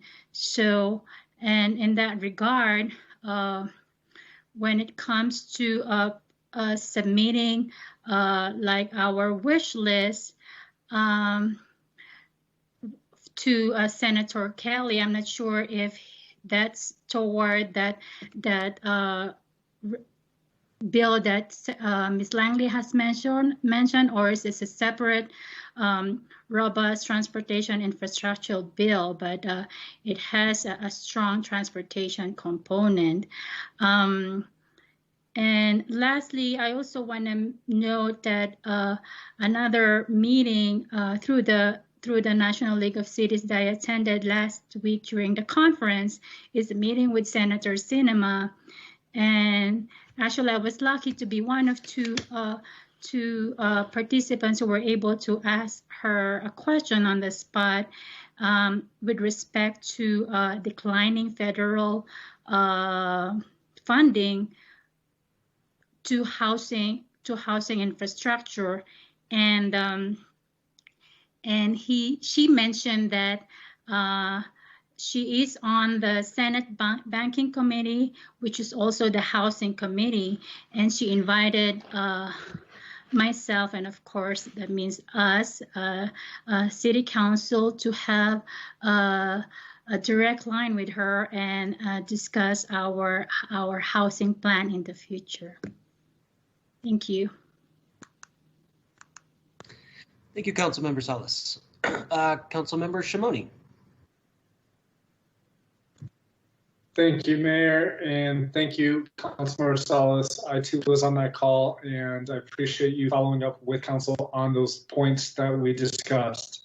I just want to say I love seeing the focus on bicycle and pedestrian movement, and that I also want to thank you, Mr. Rick Barrett, for setting up that meeting with me this month to discuss how we're going to integrate bike and ped into our projects, and also how we might be able to be more flexible with these grant opportunities. To that conversation, and if possible, Mayor and Mr. Barrett, if we can maybe touch base with Mountain Lions leadership. It doesn't necessarily need to be the entire board, in my opinion, which don't meet till next month, but maybe just touch base with the leadership with the top priorities, just to open up those lines of communication. That might be appreciated. Thank you, Mayor, and thank you, everybody. Thank you, Councilmember Shimoni. I'm not seeing any further comments in here. City Manager, does that give sufficient direction at this time for kind of, where we're headed a little bit? I believe it gives us a direction. And again, I don't know the exact timeline here, but we may have the ability, Sarah Langley, to run a draft letter by council prior to it going out. That's more of a question than a comment. And then if so, we can put that on a future consent item for council to ratify. Does that sound like a good approach, Sarah? Yeah, Greg, that sounds great. I think a draft letter will give council the opportunity to review the projects we're putting forward. And I think we can just keep in mind that we'll need to really heavily rely on Bob Holmes' expertise in terms of which projects would be competitive and, what would be the right amount of funding to ask for. So I think if we, build that flexibility in, we can be successful moving forward. So thank you. Thank you. Excellent. Well, if Mr. Finsel is around, I just wanted to confirm, can I do all three of these letters into one vote? Or do we need to do separate motions for each if Mr. Finsel's on? I'm comfortable with you doing them all three together.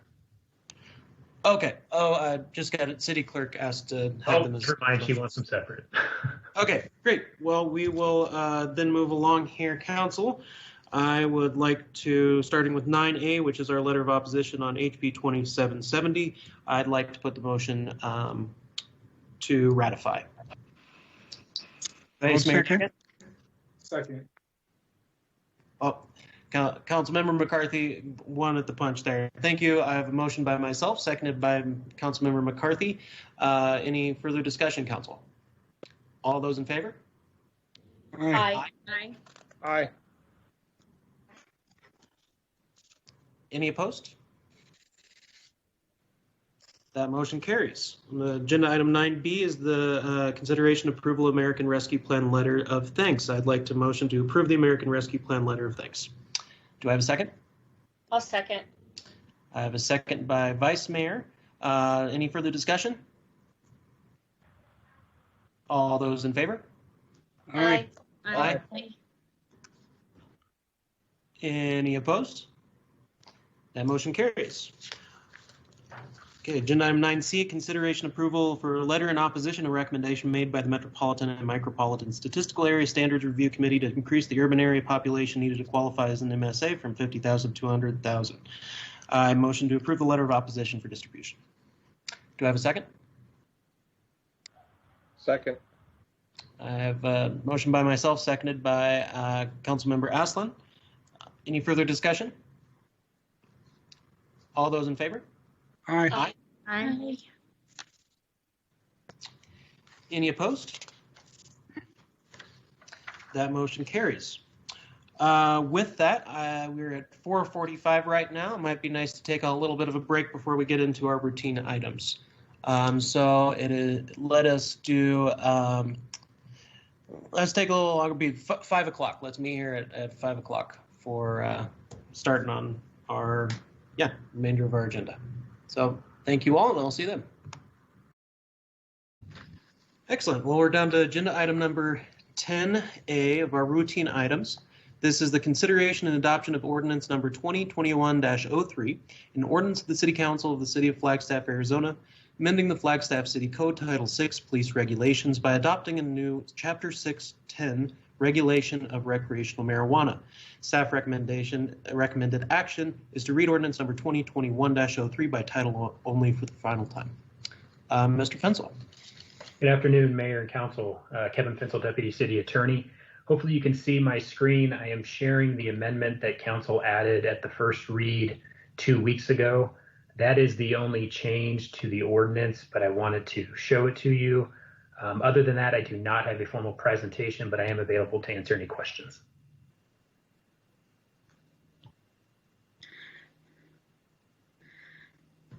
Thank you, Mr. Fensel. Council, do we have questions at this time? Mr. Mayor, pardon my directness. I have a legal question, just one legal question, and I move to adjourn and start an executive session. All right. I'm sorry. I move to enter into a legal. Sorry, I move to enter into executive session. I will second that motion. Council, all those in favor? Aye. Aye. Aye. Aye. Any opposed? Aye. That motion carries. City Clerk, can you please set that up for our e-session? I will. You'll be receiving a call from me shortly. Thank you. We're back to our agenda item 10A from executive session. This is regarding our ordinance of the City Council of the City of Flagstaff, Arizona, amending the Flagstaff City Code Title 6 Police Regulations by adopting a new Chapter 6 through 10 Regulation of Recreational Marijuana. Open up my chat box here to make sure. I would like to motion to read ordinance number 2021-03 by title only for the final time. Do I have a second?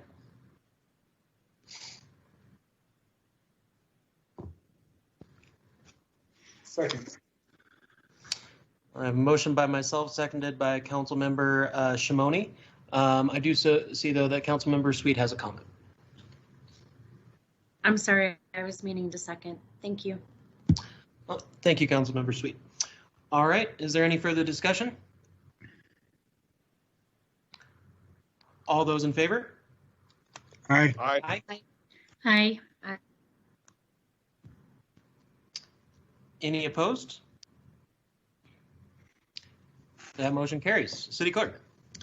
An ordinance of the City Council of the City of Flagstaff, Arizona, amending the Flagstaff City Code Title 6 Police Regulations by adopting a new Chapter 6-10 Regulation of Recreational Marijuana, providing repeal of conflicting ordinances, severability, authority for clerical corrections, and establishing an effective date. Thank you, City Clerk. I would like to motion to adopt ordinance number 2021-03. Do I have a second? I'll second. Motion by myself, seconded by, was that Vice Mayor? It was. Excellent. All right, seconded by Vice Mayor. Any further discussion? All those in favor? Aye. Aye. Aye. Aye. That motion carries unanimously.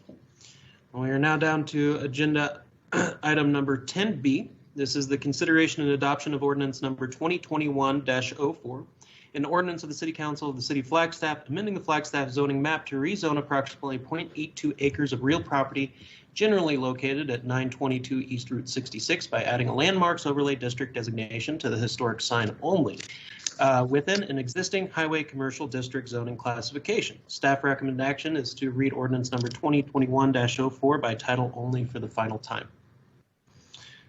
City staff, do we have a recap on this rezoning or zoning overlay? Good evening, Mayor. This is Tiffany Antall, Planning Director for the City of Flagstaff. Staff's here if you have any questions. No further presentation on this item. Excellent. Yes, this is a second read. Well, Council, do we have any questions at this time?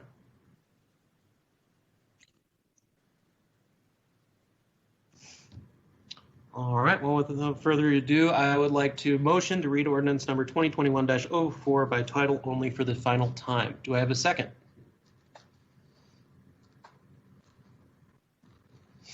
Councilmember Sweet? I will second that. All right, motion by myself, seconded by Councilmember Sweet. Any further discussion? All those in favor? Aye. Aye. Aye. Aye. Any opposed? That motion carries. City Clerk. An ordinance of the City Council of the City of Flagstaff amending the Flagstaff zoning map to rezone approximately 0.82 acres of real property generally located at 922 East Route 66 by adding a Landmarks Overlay District designation, LO, to the existing Highway Commercial District, HC, zoning classification, providing for severability, clerical corrections, and establishing an effective date. Thank you, City Clerk. I would like to motion to adopt ordinance number 2021-04. Do I have a second? I will second. It's Councilmember Sweet. All right, motion by myself, seconded by Councilmember Sweet. Any further discussion? All those in favor? Aye. Aye. Aye. Aye. Any opposed? That motion carries. We're down to agenda item number 11. This is our public hearing items.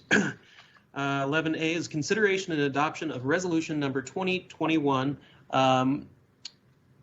and ordinance number 2021-05. A resolution of the City Council of the City of Flagstaff, Coconino County, Arizona, declaring as a public record that certain documents filed with the city clerk and entitled Case Number PZ21-00019 Zoning Code Text Amendment 2021 Affordable Housing Modified Development Standards, and an ordinance of the City Council of the City of Flagstaff, Coconino County, Arizona, amending the Flagstaff City Code, Title 10, Flagstaff Zoning Code to modify the affordable housing incentives and parking standards. Staff recommended action is to read resolution number 2021-11 by title only for the first time.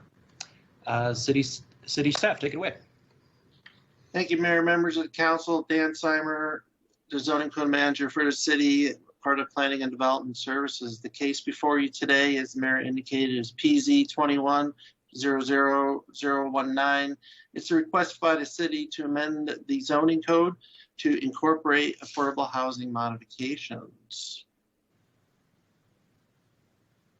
So as we previously stated, this amendment is a request by the city to amend the zoning code to allow for modifications to the property development standards, except those that are building height, density, lighting, sign, and other specific requirements and standards of the historic overlays and the landmark overlays and the airport overlays. It would also allow for modifications to the parking requirements to be one space, less than one space per dwelling unit. To be applicable, the project has to be an affordable housing development that has 100% of the dwelling units available to persons or families with a household income of 80% or less of the area median income for Flagstaff. Since we last looked at this back on February 8th, we have received comments from the Planning Commission, and those have been incorporated. And that is, modifications are the maximum distance to a transit stop, which is 1,320 feet. Also, it has been incorporated our public notification requirements, and any property that's within a historic overlay or landmark overlay, the standards and guidelines of those properties have been exempted. In other words, they cannot be modified under this process.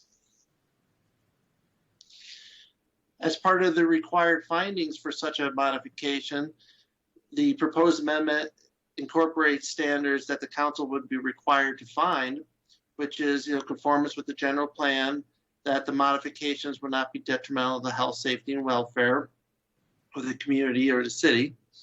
The requested modifications do not jeopardize or cause another hazard to another property or improvement. Also, there are some other additional findings that are incorporated, which is the proposed development still maintains the character of the area. In other words, are the setbacks fairly consistent? If they want to modify a setback, which may be easily done to achieve additional unit or a parking spot, or to better accommodate the development in a manner that's cheaper to build, but yet still the development maintains that character of similar setbacks, a foot, 2 feet, 3 feet, sometimes not all that noticeable, although in certain circumstances it is, and most times it's not.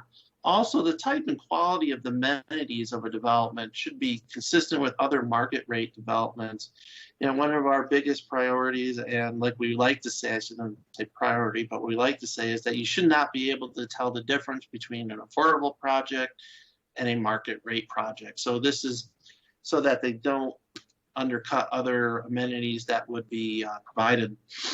Also, an additional finding has been incorporated, and this also came out of council, is the modification of the parking standard as well as the planning commission, that they need to be somewhere located in a vicinity of a transit stop.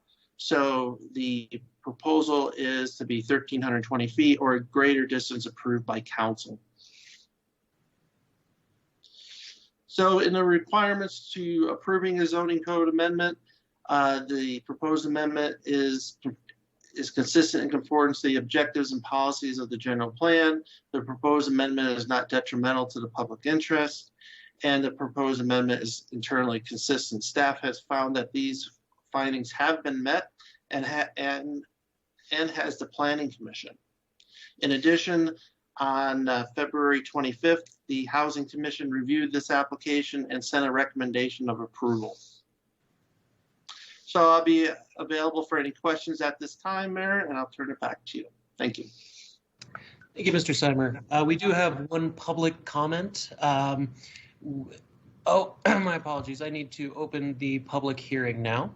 And we will go to our one public comment for this agenda item. If you have Mr. Denham on the phone. Mr. Denham, you can go ahead. Hi, council members. As you know, I'm supportive of affordable housing incentives. I've written and called in before on this, which is why I was very disappointed to see the inclusion of section B4C3 in the resolution. The section says that if additional modifications to property development standards are being considered, City Council must notify all property owners nearby and put up a sign that will mostly be seen by nearby property owners. Crucially, the section specifies zero outreach to potential residents of the developments. There's no notices to renters, no notices to low-income families, no notices to the thousands of residents that are housing cost burdened in Flagstaff. This guarantees that when the city council meeting happens, the room will be full of people who only see downsides: inconvenience from construction, changing neighborhood aesthetics, competition for parking, and hardly anyone will be in the room that benefits from the development. As a result, City Council, I can 100% guarantee this, City Council is going to end up limiting the developments when these meetings happen.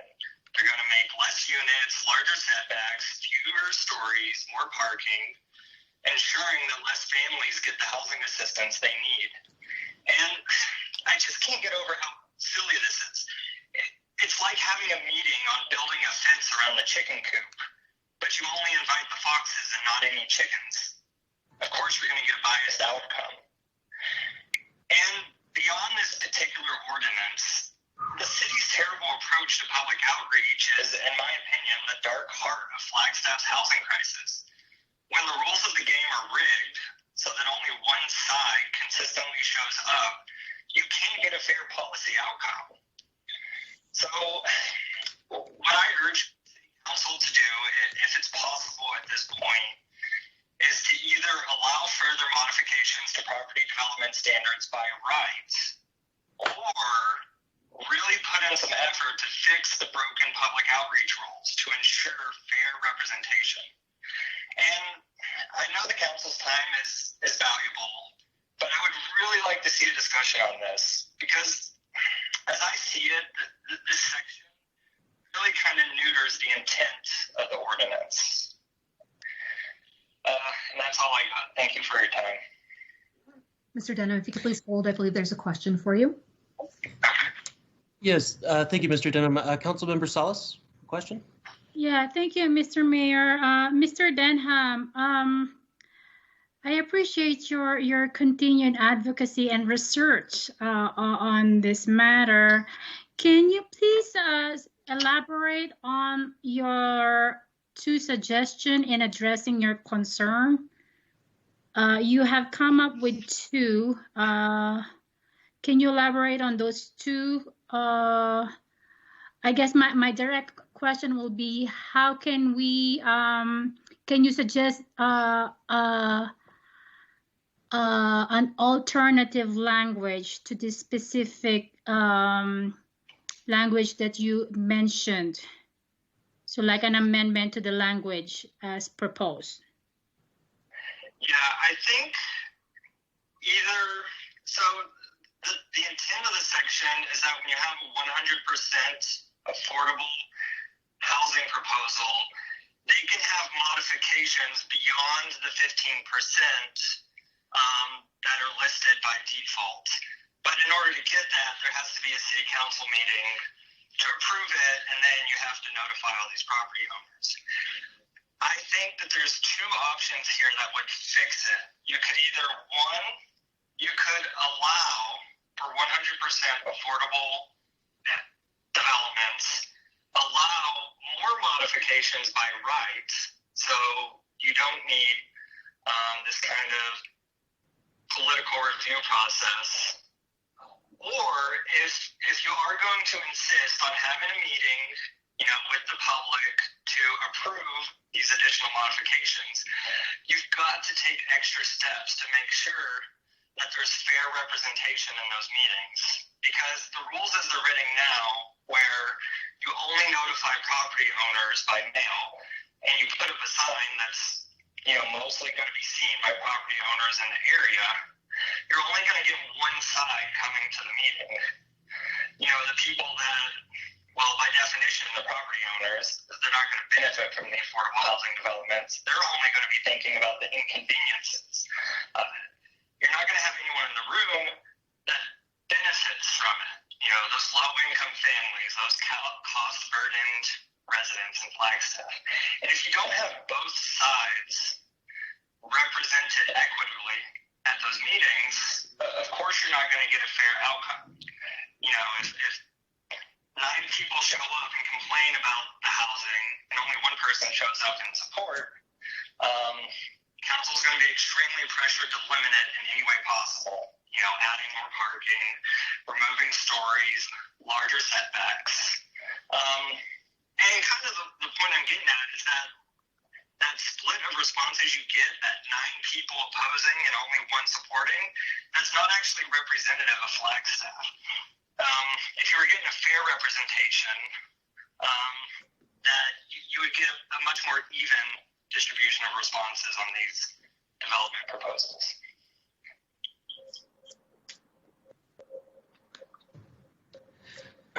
Thank you, Mr. Denham. Councilmember Aslan? Yes, thank you. Tyler, I have a question for you. And you're a pretty blunt guy, so I'm just going to go ahead and be blunt with you as well. It sounds to me like you're suggesting that City Council can't come to a conclusion on its own if only one side of the public is weighing in on a topic.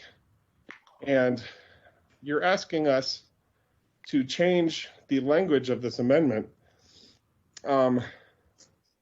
so that there's a fail-safe put in place to ensure that the council won't go awry based on a weighted, a theoretical weighted attendance by the public at a meeting. And furthermore, I have concerns that you're asking us to forego transparency and not advertise when we're have a decision in front of us. I'm wondering if you could respond to that briefly. Yeah, and don't worry, I don't mind the blunt questions. So I do think public engagement is good, and that you do need feedback from citizens. Presumably, that's the whole point of having a city council meeting and sending these notices out to people, is that the city council wants feedback from residents when they're making this decision. Otherwise, like, why have that meeting? Just trust the council members to make a good decision without notifying all these people. My only issue is that I don't think the rules for public engagement right now get a fair representation of Flagstaff residents. So I am pro public outreach. I just think the rules need to be tweaked to get fair representation. I think the way the rules are written now is mostly, it's biased towards property owners. I think you're making a fair point there. Majority of Flagstaff residents. What I don't think we should do is just make it by right so that there's no public announcement. And I will tell you, Tyler, the reason we get together as a council is not just to hear from the public. It's for the 7 of us to deliberate amongst ourselves. It's the only chance we have to sit down and talk with each other as a body of 7, because we need to only be doing those conversations in a manner that's public and transparent and above board. So I hear you about making sure that everybody is invited to the table to participate in and observe the conversation. But I don't think the correct solution to this problem is to take away the announcement of a public meeting. Anyway, I'll leave it there. I think we need to, I mean, this is up to you, Mr. Mayor. I feel like we should probably move forward here, but I don't mean to presume to suggest to you how we move the conversation along. Anyway, I'm done. Thank you for letting me. I might have given the wrong impression. I think you should still notify property owners. They obviously have a interest in these decisions. But in addition to inviting and getting feedback from property owners, you should also get feedback and invite these groups like cost burden residents and low-income families. So not taking away the chance for feedback from anyone, but giving the opportunity for feedback to more people. Thank you, Mr. Denham. I appreciate your legitimate concerns in this, and yeah, I appreciate the call. Mr. Simer, were you trying to make a comment? Sorry, I saw you're unmuted there, so I didn't know if you were chiming in. No, I'm sorry, Chair. I just no problem. realized I'm a minute. Yeah, no problem. Just want to make sure. All right, and that is our one caller on this topic, Ms. Salzberg. Just want to make sure. That is correct, Mayor. All right. With that, I'd like to. Oh, City Manager did have a comment. Thank you for the reminder. City Manager. Well, thank you, Mr. Mayor. Thank you, Council, for this discussion. I would like to make 2 quick comments and then give a little bit of backdrop to why this is in front of you tonight. Of course, I think Dan Simer did an excellent job of providing that narrative. I want to add to it, if I may. A couple of quick comments at the risk of overreaching, which I don't intend to do. But I do believe the discussion that has occurred is a relevant one, and I would just like to chime in I believe firmly that good policymaking is typically accomplished with some degree of flexibility by our decision makers, and that would be this council. The flexibility that, and it's embedded within this ordinance before you tonight, that kind of flexibility enables you to deal with the unforeseen and to be adaptive to circumstances that we never quite can capture in the drafting of these ordinances. And if we risk trying to be all-inclusive, inevitably we miss something. And then to the points made earlier, council's hands are tied. And the better approach, I feel, and as I have experienced with previous councils, has been to have a little bit of flexibility and to be able to have some discussion and exercise very good judgment based on the circumstances in each case. I think it's a preferred approach rather than a prescriptive approach. Secondly, with respect to noticing the public, I would just like to add to that conversation. The property posting and notifying the neighborhoods is a very small component of the noticing. I think this council, even the newly elected officials, are beginning to see with regularity that our agendas are looked upon by many. They are put out and released to the public in advance of the meeting. There's a lot of attention given to them, and the community, I think, is vigilant about what comes before this council week in and week out. And so I just want to add to the discussion, I think is perhaps, framing the discussion just about how extensive the actual posting is on the property into the neighborhood is a small component of the noticing of our agendas as a whole. And our agenda items do garner public attention. Now to the background. I want to give great thanks to the Planning Department, the Community Development Division, Dan Simer, Tiffany Yantal, and the team for getting this ordinance in front of you. I also want to thank Christina Rubacava and those in legal who have helped with this. It is in line wholly with council's directive, and both this council and the previous council, and it has been vetted with the commissions as referenced.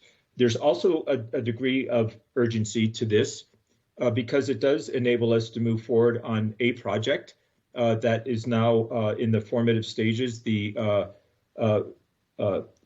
Foundation for Senior Living. And we are in partnership with that developer potentially to arrive at a situation where the developer is providing 100% affordable housing. That is not the partnership. It's certainly something we support. But we are also, the city could be realizing a significant amount of public parking spaces that will accommodate the community as a whole and the new courthouse specifically. 96 spaces to put a number to it. And those will be occupying the same structure. And if this matter comes to fruition, the city eventually will own those spaces. We will pay for them, and we will be coming back to council and having much discussion on what I just stated with a lot more detail. As I mentioned, is in the formative stages. It's a win-win from my perspective, and I believe that of our colleagues here. We're checking a couple of boxes on this. Affordable housing, yes. Senior housing, yes. And then public parking facility that is in close proximity to the downtown and, more importantly, across the street from the new courthouse. Yes, we checked that box too. And so this is a very important project for the city in that regard. I just wanted to give you a little bit of backstory to let you know why it's in front of you at this time. Time is of the essence in this project, and but I do not want to misrepresent. The ordinance before you is not about this project. The ordinance in front of you will enable projects like this to move forward. So the request to get this in front of council sooner rather than later came from my desk, and I just again want to express my deep appreciation to those who have been involved in allowing that process to occur. So thank you to those, and Mayor, thanks for giving me a little bit of time here to explain that. Thank you, City Manager, for the clarification and the background on that. It's much appreciated. I'll turn it in here to Council. Councilmember Shimoni has a comment, followed by Vice Mayor Daggett. Thank you, Mayor, and thank you, City Manager and Mr. Simer, for your work on this. I am supportive of this moving forward. I also wanted just to take a minute to address Mr. Denham's comments to us about taking extra steps to make these more of a fair representation. And Mr. Denham, I think you bring up a really good point. I really do. And I really appreciate your advocacy on this. I've always, tried to get marginalized populations to the dais, to the mic, to make their comments and be heard by the elected body, but it's hard. It's hard when you're working full time, raising a family, working in a low income position. City Manager, you're correct. We do have a lot of folks watching our meetings and engaging with us and following our agendas closely. But the question is, who are those people? What kind of people are they? And then who isn't able, my thought is, who isn't able to join the meetings for whatever the reason might be? So my question, Mayor and Council and staff, is I wonder if in addition to the signage and the outreach that we currently are doing, oh, I think my camera just died. You can still hear me though, right? Okay. Yes, you're good. Let me just engage this other camera B. In addition to the outreach that we're currently doing, I'm wondering if we can put a line in there, Mr. Seimer, that says, along with agencies who advocate for affordable housing. And these agencies, we'll need to write this in there, but they can be such as Housing Solutions of Northern Arizona, Catholic Charities, FSS, the Guidance Center, the Salvation Army, St. Vincent de Paul, NARBA, and the many others. The Continuum of Care comes to mind, and they have a nice newsletter that they could send this out to. And obviously, Sarah Dar and Leah Bloom are very connected to these agencies and these efforts and would know who to, share this information with, in addition to those adjacent residents. That might help level the playing field when it comes to the advocacy on either side of the equation when it comes to these types of developments. And that would be my recommendation, Mayor and Council. So I'm curious, Dan, do you have any thoughts on that, or City Manager? Is that something that is realistic? Mr. Seimer, if you could respond, that would be great. Sure. Thank you, Mayor, Councilman Shimoni. If such a motion is entertained by the council, we could add a line item that says something to the extent, including notification to those housing agencies on file with the housing department of notice of that. I think that's the most prescriptive we can do. I would request that if that was made into the motion, to allow us to modify that motion in such a manner that is most appropriate when we come back to you next week, so that we're not, in a manner, say, include additional notices as prescribed and, subject to staff legal review and, something of that nature. So that we have the ability to correct the language and make sure it's effective. So. Thank you, Mr. Seimer. Would such an amendment affect the expected timeline for this? Mayor, I think it's a simple amendment that we could incorporate. I would lean on Christina I would have to lean on our legal staff so that we get it in before the end of the week. So, because we are reviewing a final adoption next week.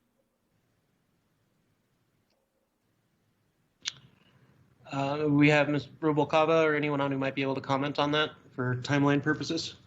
Hi, Mayor. This is Christina Rubalcaba, Senior Assistant City Attorney. If this is the direction Council wants to go, it will not be a problem to have that finalized before the second read.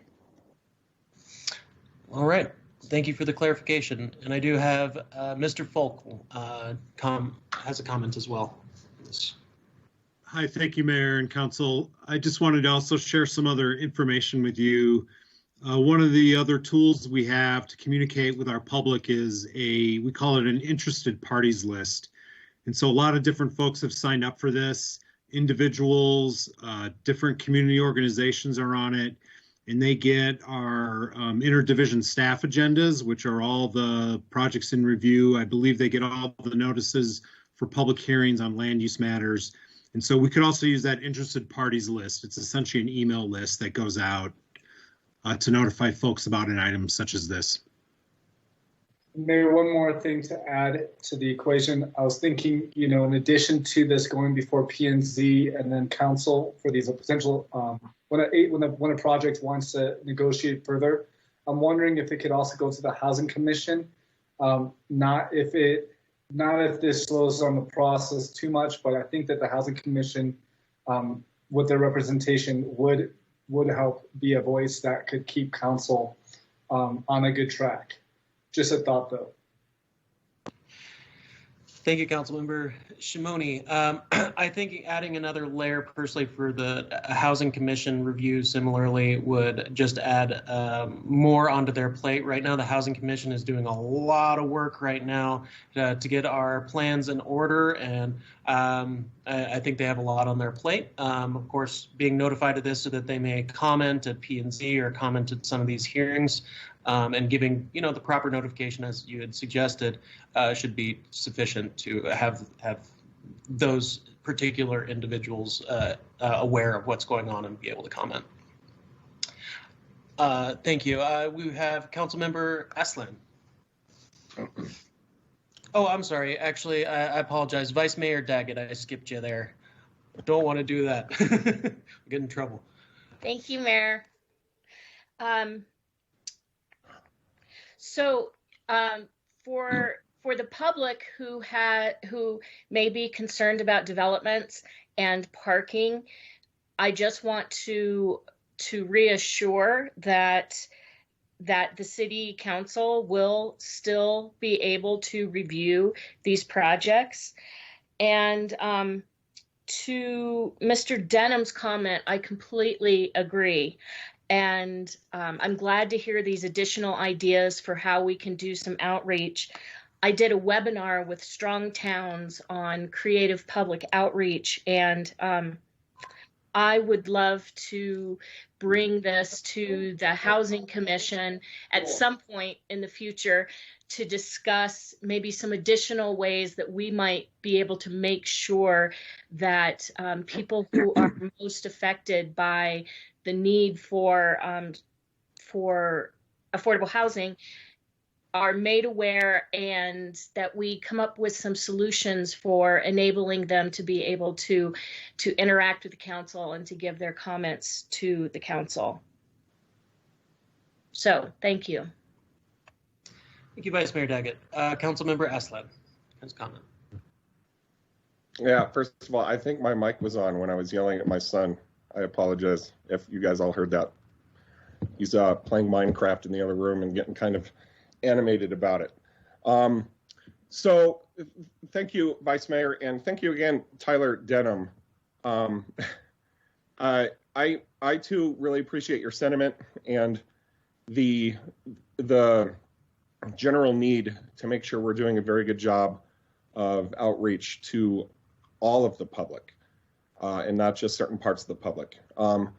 But when it comes to the language of the rule adoption tonight, I don't think we need to tinker with it.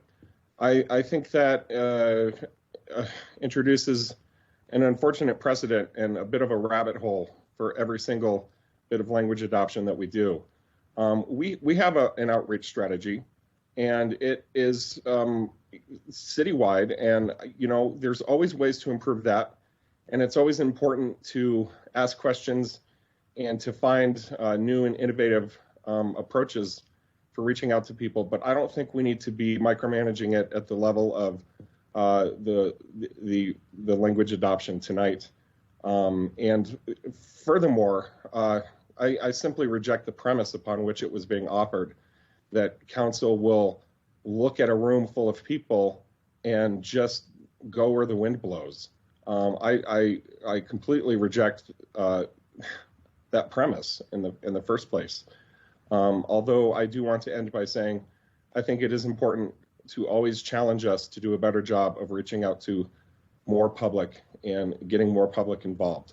So I'll leave it there. I think the language as introduced by Mr. Seimer is fine the way it is. Thank you, Councilmember Aslan. Second here, let's see. Would other council members like to chime in about this in general, or in particular the amendment proposed by Councilmember Shimoni?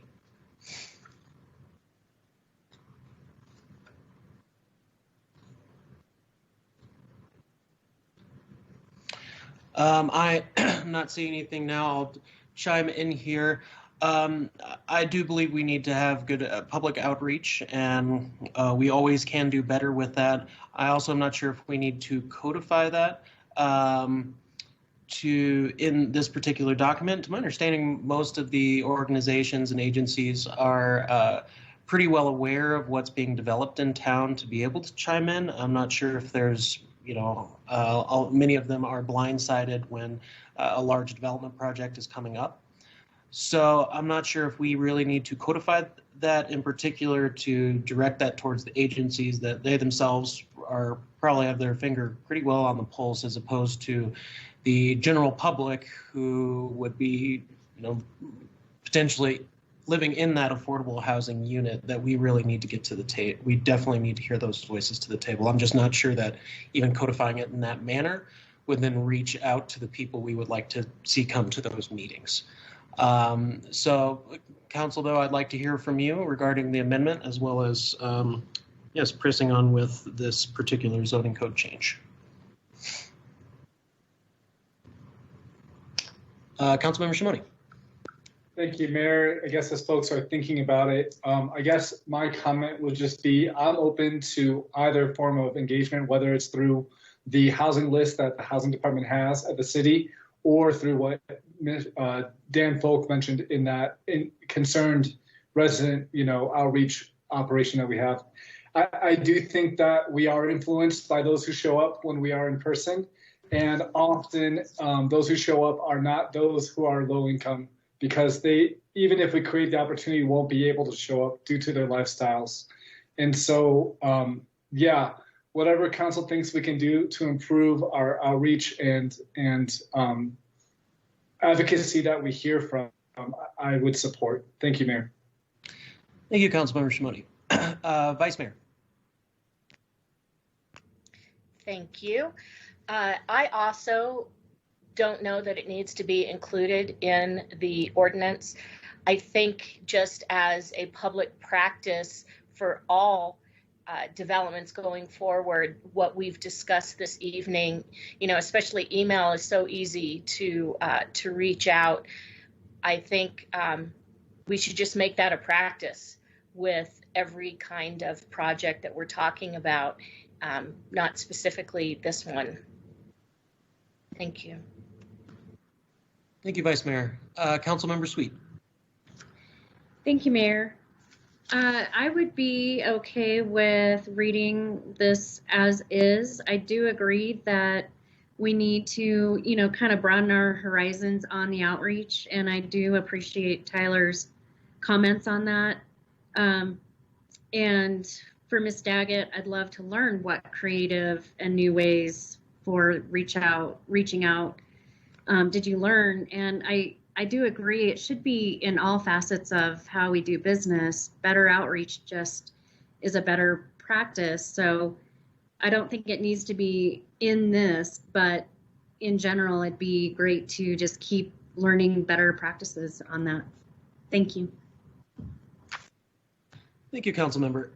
I'll just note too that here about tomorrow, I will be starting to set up a mailing list for a monthly newsletter from the Office of the Mayor that the public can sign up for. And this, I think, would be also another great way to send out that messaging and see if more people might be able to take notification, maybe have a separate section to say, hey, here's the public hearings on land use issues. You can go check this out.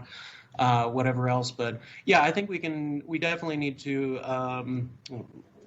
always need to be improving our different outreach efforts, getting creative with it. And I think we do have some outlets and ideas in there. And I'd also like to hear from some of Vice Mayor Daggett's ideas in the future. That being said, I would like to close this public hearing at this time and entertain a motion from council to read resolution number 2021-11 by title only as written. Councilmember Shimoni. Mayor, I'm going to try something and see how far it goes. And council, if you don't support it, that's fine. But I was going to make a motion that we do such. 1 second, I apologize.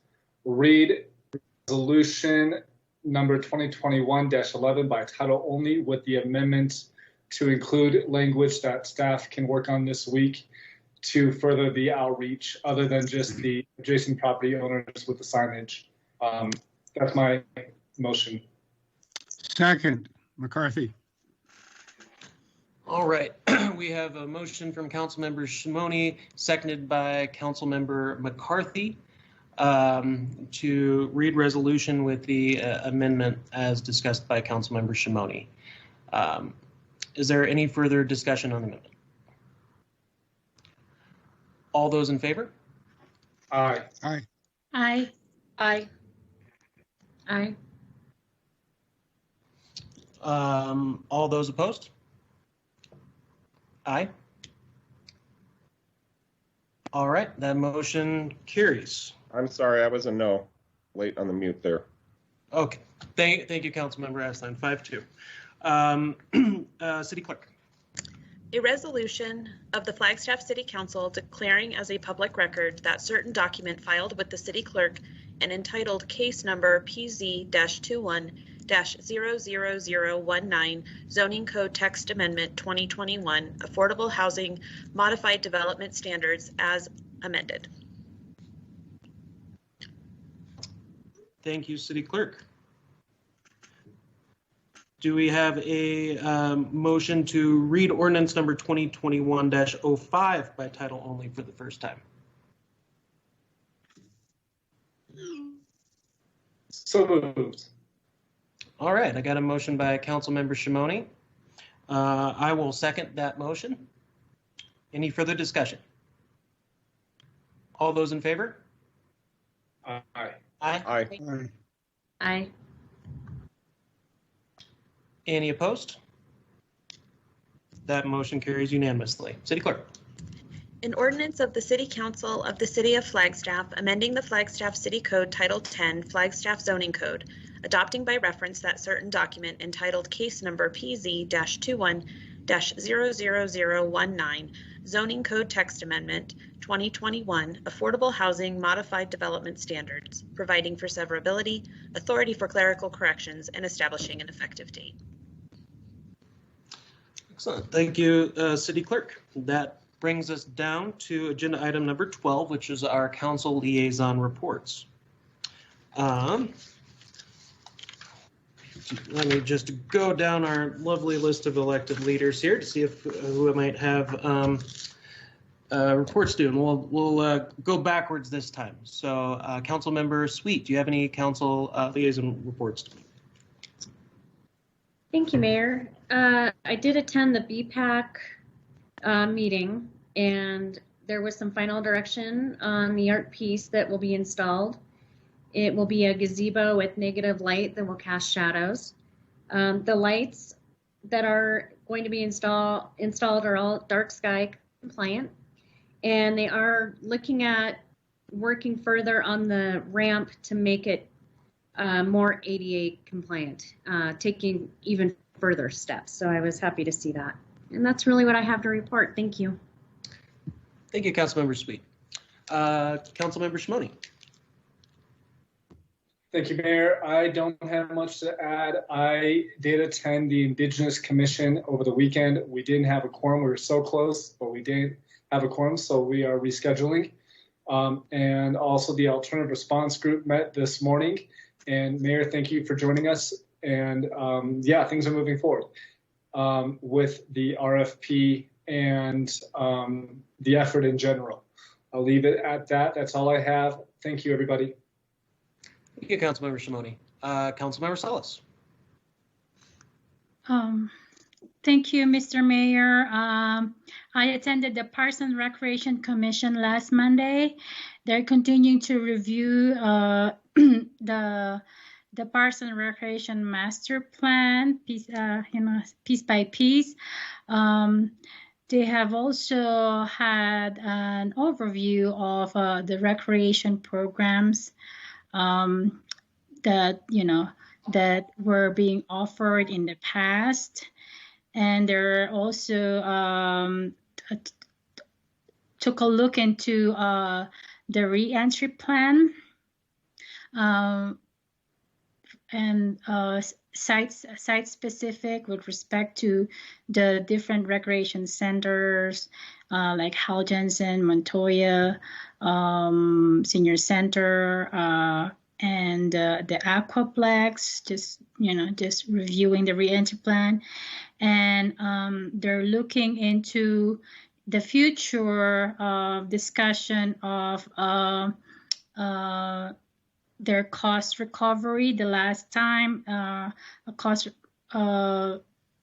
recovery for Parks and Rec programs and fees have been reviewed was in 2013. They're also putting together some wish lists for some projects with respect to parks, recreation, and open space. Thank you. Thank you, Councilmember Salas. Councilmember McCarthy.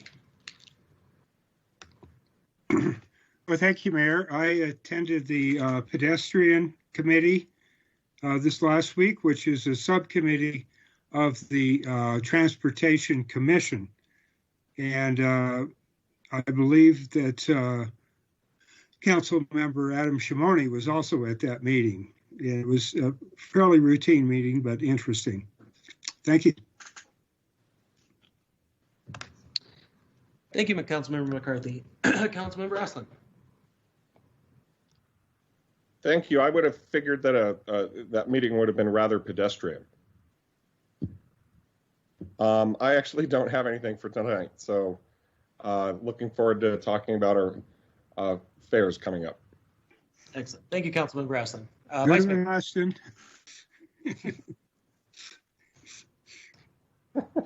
Vice Mayor Daggett.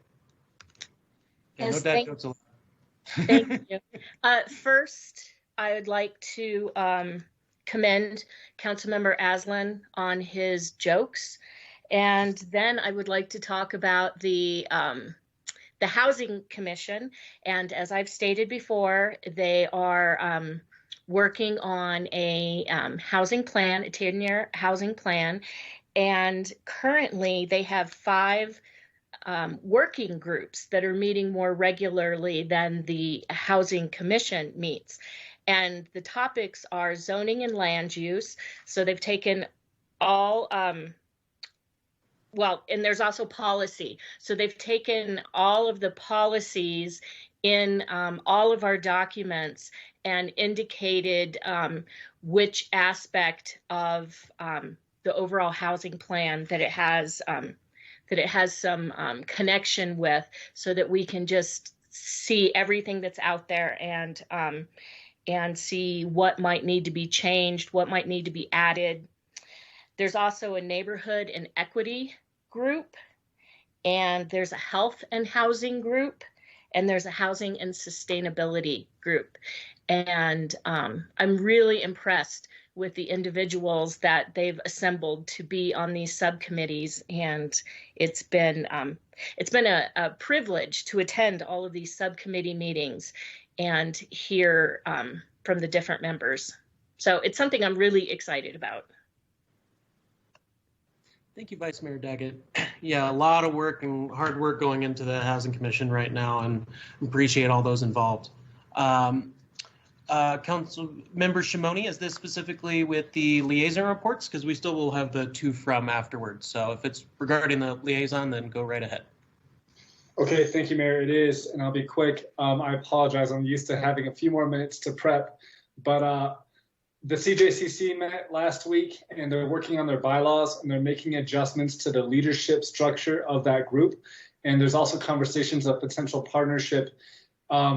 in financial partnership between the city and the county and maybe some other cities. I'm not sure yet, but in the CJCC in an effort to enhance the group's ability to succeed with its mission, and these bylaw changes and the new changes in general are scheduled to come before council and before the county board of supervisors. And by scheduled, I mean there's plans that they come before us, but there isn't actually a scheduled time yet for that.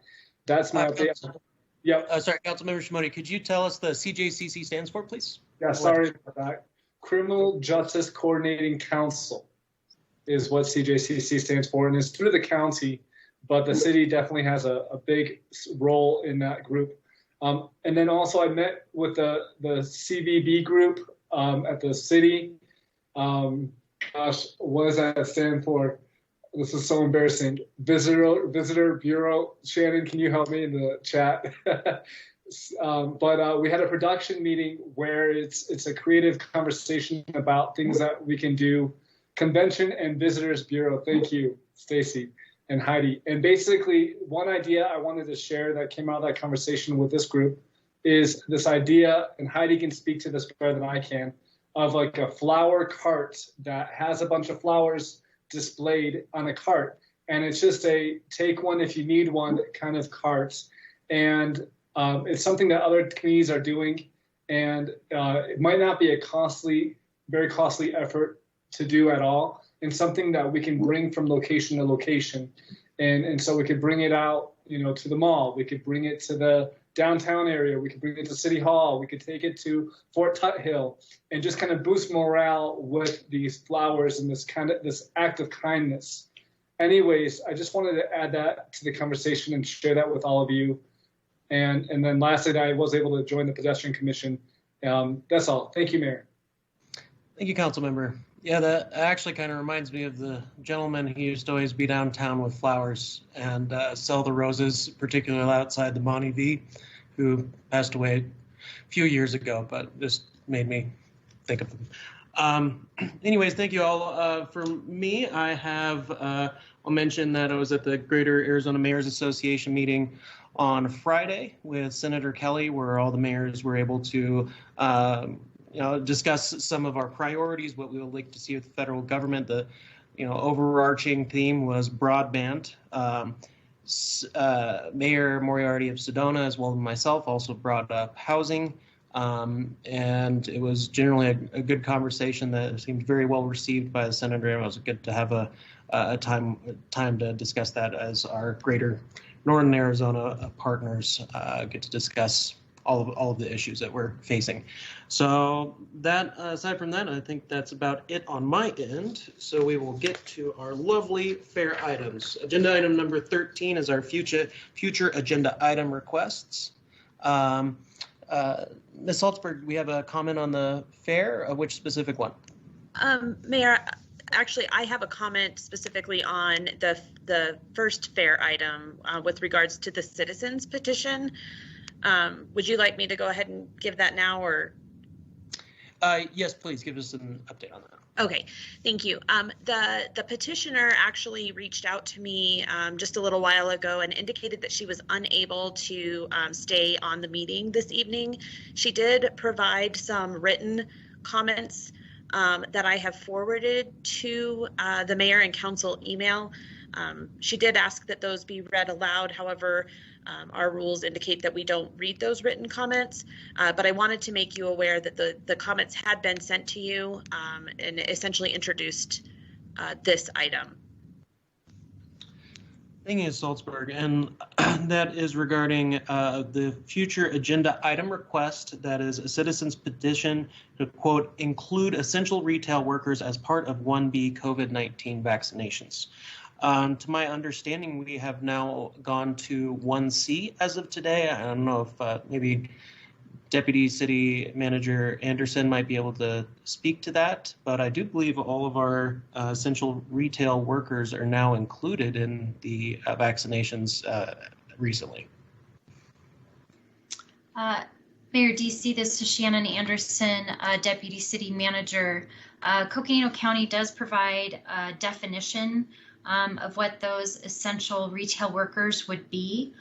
So I would encourage that if anyone has questions about whether or not they are included, that they visit that website. I will go ahead and include that in the chat so it shows up in the meeting. Thank you, and we'll forward that I think we should forward that as well to the individuals involved with the petition, so that way they're fully aware where to contact and get all the information they need. We were informed in a meeting yesterday with County Board Supervisor Horseman that there is still first-time vaccinations available this week, as of yesterday. So it does look like appointments are opening up, and I thank all the county health for working hard to make this happen in a tough situation. So Vice Mayor Daggett has a comment. Yes, thank you, Mayor. And recognizing that the county is in charge of all public health issues, I will say on that meeting with Supervisor Horseman, she also said that the county is considering anyone who interfaces with the public as an essential worker and able to be vaccinated now.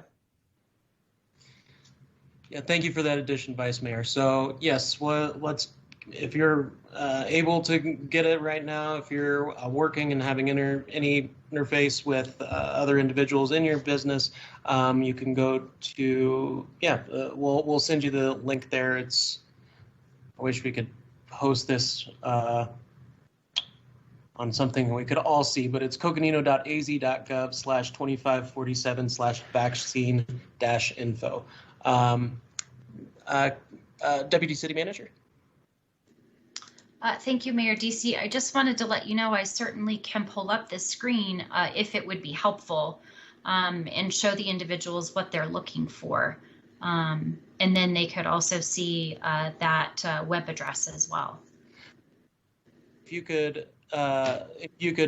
put that up there, I'd appreciate it, and just kind of show people how to use it who might be less familiar. Yeah. Sure. Can you see that all right? Yes, I see it. Okay. So this is the Coconino County vaccine prioritization chart. Based on the notice they sent out today via press release, as of today, they've opened up this new group 1C, as well as adults aged 35 and older. So those are brand new as of today. And if you scroll down a little bit further, it talks about in phase 1B who that includes. And so again, other essential workers would be business and financial services, supply chain for critical goods, funeral services, critical trades, etc. And then in the transportation and material moving occupations, that includes transportation, airline, gas stations, auto shop workers, and other transportation network providers. And another kind of big group is the food and agriculture related occupations, which includes grocery and restaurant workers. So a pretty comprehensive group here in 1B, but then you can see the new 1C information as well. So hopefully this site will be helpful for folks who have questions about whether or not they are eligible for a vaccination. Excellent. Thank you, Deputy City Manager. And also, just for notification, the most recent vaccination eligibility is also on the city government's Facebook page, as well as the county health. Thank you much. Well, without further ado, if we have any comments or questions on 13A, or else we will move on to 13B. Mayor. Yes, City Clerk. My apologies. I will just need to hear from the council whether or not there is support to move this on to a further, to a future agenda for further discussion. So if we can kind of get a head nod from folks if that's something they want to do or not, that would be helpful. Thank you. Yeah, thank you, City Clerk. Well, Councilmember McCarthy does have a comment. Well, with respect to Ms. Salzberg's question, I don't think we should move this forward. And it's not because it's not a good idea. It's because that the city is not in charge of these issues. this question or suggestion should be passed on to the county, who is responsible for public health issues. So I think it may be a good idea, but it was directed to the wrong legislative body, in my opinion. All right, thank you, Councilmember McCarthy. Councilmember Shimoni, followed by Aslan. Thank you, Mayor. I just also wanted to voice my my vote for this item for the public. I too don't plan to be voting on this moving forward. I think that this is a county subject, and I recommend that the community that's interested in this topic bring this up with the County Board of Supervisors. Thank you. You, Councilmember Shimoni. Councilmember Aslan. Yeah, this is entirely outside of our scope and our purview, so we can't move it forward. Yeah, and I will echo those sentiments. And with that, we just need one other council member to say nay, so that way we ensure that we don't have the 3 to move this forward. This is Councilmember Sweet, and I say nay. All right. Well, now down to agenda item 13B. This is a future agenda item request, a request by Councilmember McCarthy to place on a future agenda a discussion for council to review barriers to homeowner building accessory dwelling units on their properties. Councilmember McCarthy. Well, thank you, Mayor. I requested a future agenda item regarding ADUs, which of course stands for auxiliary dwelling units. And the reason I did that is because I have seen obstacles for homeowners to build ADUs. For instance, or in effect, obstacles to providing more housing. For instance, under the existing rules, if a homeowner built an ADU, then later moved to a different home, they would be in violation of the rule that the owner must live on the site. For reference, the requirement is stated in Table 10-40.60.030.C as in Charlie, and that's in the zoning code, of course. Incidentally, this rule does not exist for duplexes, which is a similar housing type. I'll go on to say that a staff member made a suggestion to me regarding how to efficiently address this issue. He told me that the staff will be addressing other ADU issues, for instance, allowable setbacks, and that we will get that discussion within the next few months. So, considering the staff recommendation, and if it is acceptable to council, I will recommend that my FAIR be canceled, my future agenda item request be canceled, with the understanding that staff will address the occupancy requirements when the other ADU requirements are taken up. And by address, I mean that staff will prepare a presentation and facilitate a discussion on the issue with the possibility that a change could be approved by council. So in summary, I'm suggesting that I withdraw the FAIR and that the obstacles to building ADUs be included in what staff is already working on and do it all at once rather than have 2 separate items for council to deal with.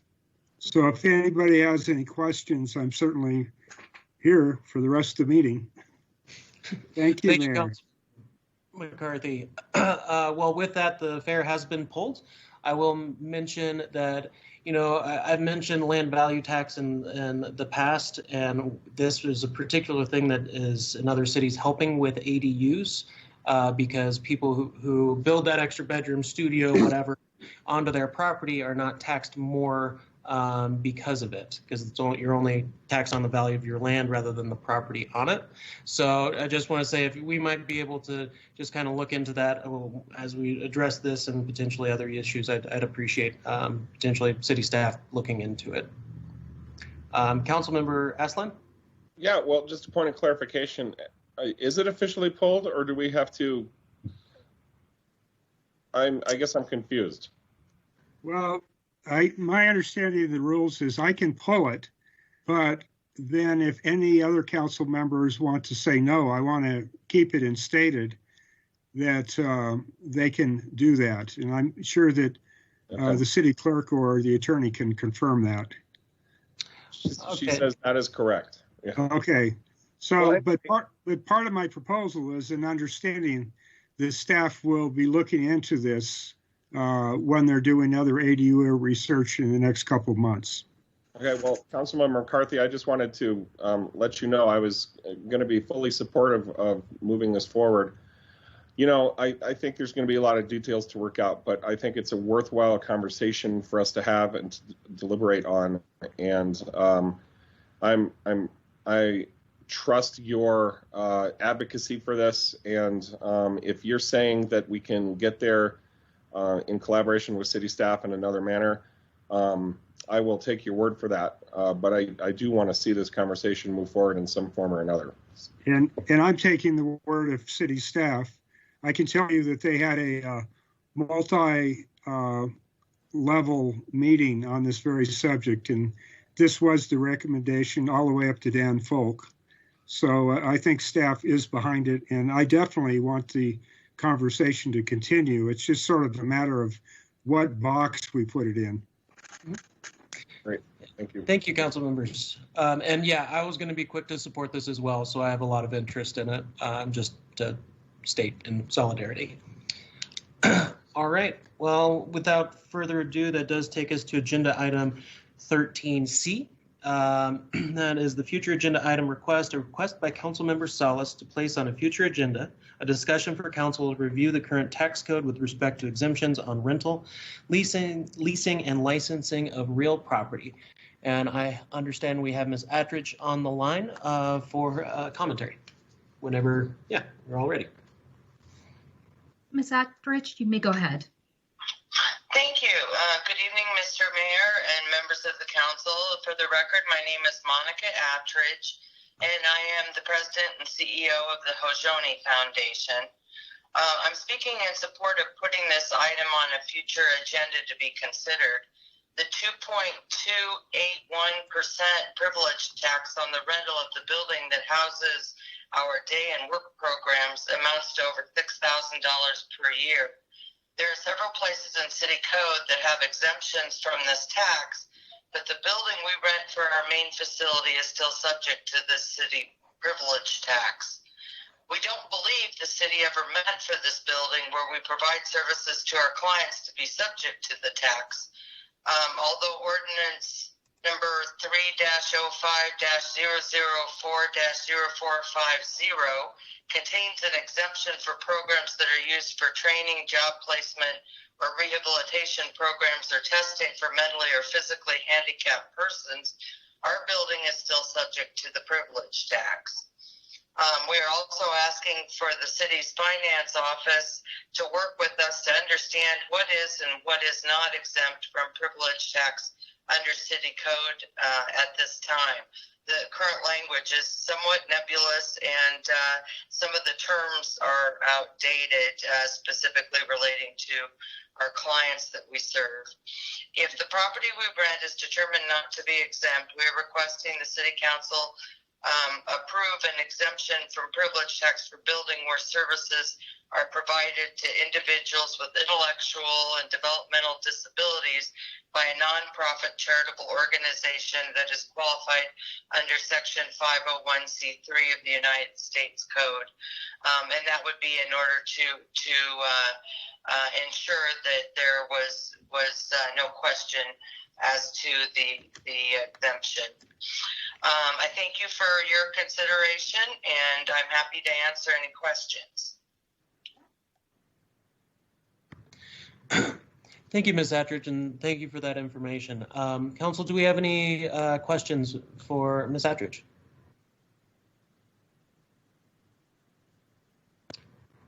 Well, thank you again. Oh, Councilmember Shimoni. Ms. Attridge, I just want to say hi. It's good to hear your voice. Thanks for calling in. Hello to you too. Absolutely. Excellent. Well, then let's turn that in here. And Councilmember Salas, do you want to present this, and then we'll have more comments from council. Unless Councilmember Aslan and Councilmember Salas had their comments for Ms. Attridge. No, go for it. Yeah, I have a, yeah, thank you, Councilmember Aslan. I have a question for Ms. Attridge, if she's still on the line. Yes, I am. Yes, thank you for sharing your story. Are you aware of other nonprofit organizations encountering a similar challenge with respect to inconsistencies with the TPT collection with regard to the rental with regard to the rental property they're leasing to provide services to their clients?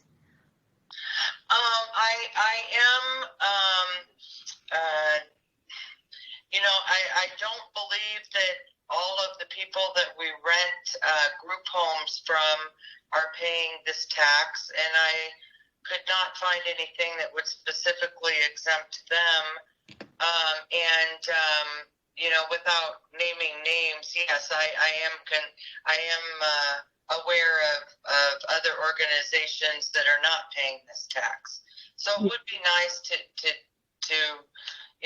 it settled. And like I said, there's several places in code where it looks like we should be exempted, but the language isn't real clear. Well, thank you so much for sharing your anecdotal story on the inconsistency on the exemption. Thank you, Ms. Attridge, and stay safe and well. You too. Thank you. Councilmember Aslan, did you have a commentary for Ms. Attridge? Questions? Well, I guess I don't know, Councilmember Salas, if you had other comments you were going to make. I can wait till after those, but just to tip you off, Ms. Attridge, I feel like I feel really supportive of exploring this further. It sounds like it's necessary to do without trying to game out the outcome. I think it's a worthwhile conversation, but I'm a little confused. I'm wondering if because Ms. Attridge, your request is pretty specific, and the angle you're coming at this from is definitely narrower than the future agenda item request itself, which is strikes me as incredibly broad. And I'm wondering if that could be problematic, in terms of the scale at which we're opening a can of worms versus doing something a little bit more surgical to fix a known problem. So that's where my thinking is right now, but I'm sure you have other comments you were going to add on Councilmember Salas, and I'm looking forward to more clarification. Thank you, Councilmember Aslan. Yeah, I was curious about that as well. Basically, how big of a net were we going here? And Councilmember Salas, if you might be willing to kind of express, rather than just this specific incident, maybe more general how you foresee this going forward. Thank you so much for the opportunity for presenting this. So the intent of this fair item is to review the existing tax code, which is actually referenced by Ms. Attridge. I wonder if I could share my screen, or I could just read the number as mentioned by Ms. Attridge. It is actually on our Flagstaff City Code, under Title III Business Regulation, Division 3-05-004 on privilege taxes. And my fair item title, it has something to do with rental, leasing, and licensing for use of real property. And on that item, under letter E, it lists the exemptions to specific type of organization. So, and I quote, letter E, exempt from the tax imposed by this section is gross income derived from the rental, leasing, or licensing for use of real property to a qualifying hospital, qualifying community health center, or a qualifying healthcare organization, and so on and so forth. And then as you go down to that specific code and under 3-05-004-0450, it's about under C5, where it lists the exemption to nonprofit charitable organization that has qualified as 501c3 that engages in and uses such property exclusively for training, job placement, or rehabilitation program or testing for mentally or physically handicapped person. So we have those two types of exemption with regards to the privilege taxes. However, I'm hearing from the community there's some inconsistencies. You know, some are being charged the TPT, some are not. So that's why I brought this forth for you know, a transparent discussion on council.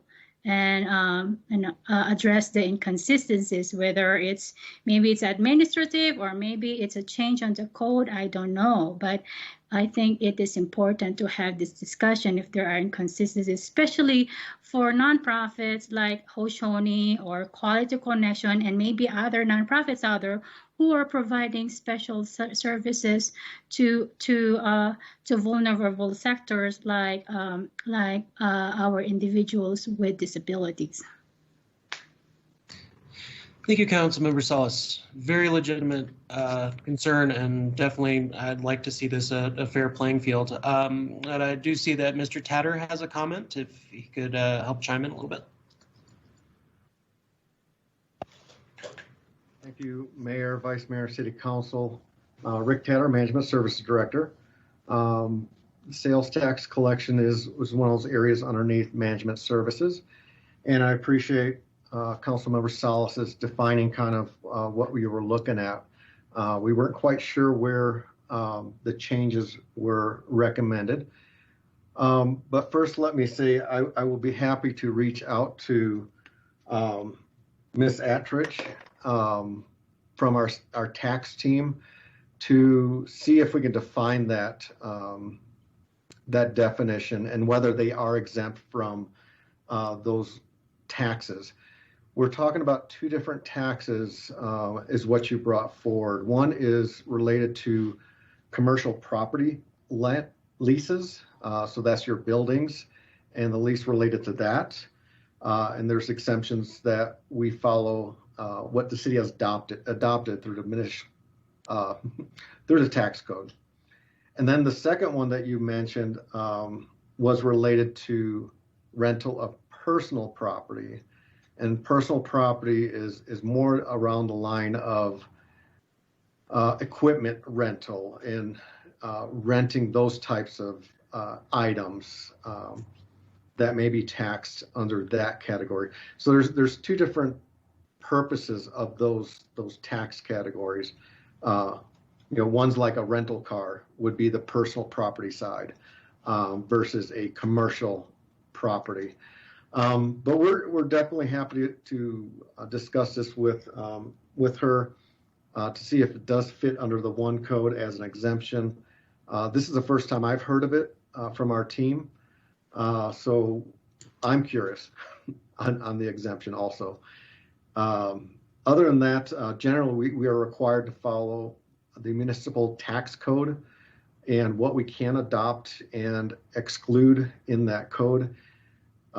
Those measures can be done administratively through the council as far as what you adopt and or do not adopt. And we can bring that forward for a future conversation as we do amendments. So I just wanted to provide a little more understanding of those two different tax codes, and definitely want to offer help looking into that case. Thank you, Mr. Tatter.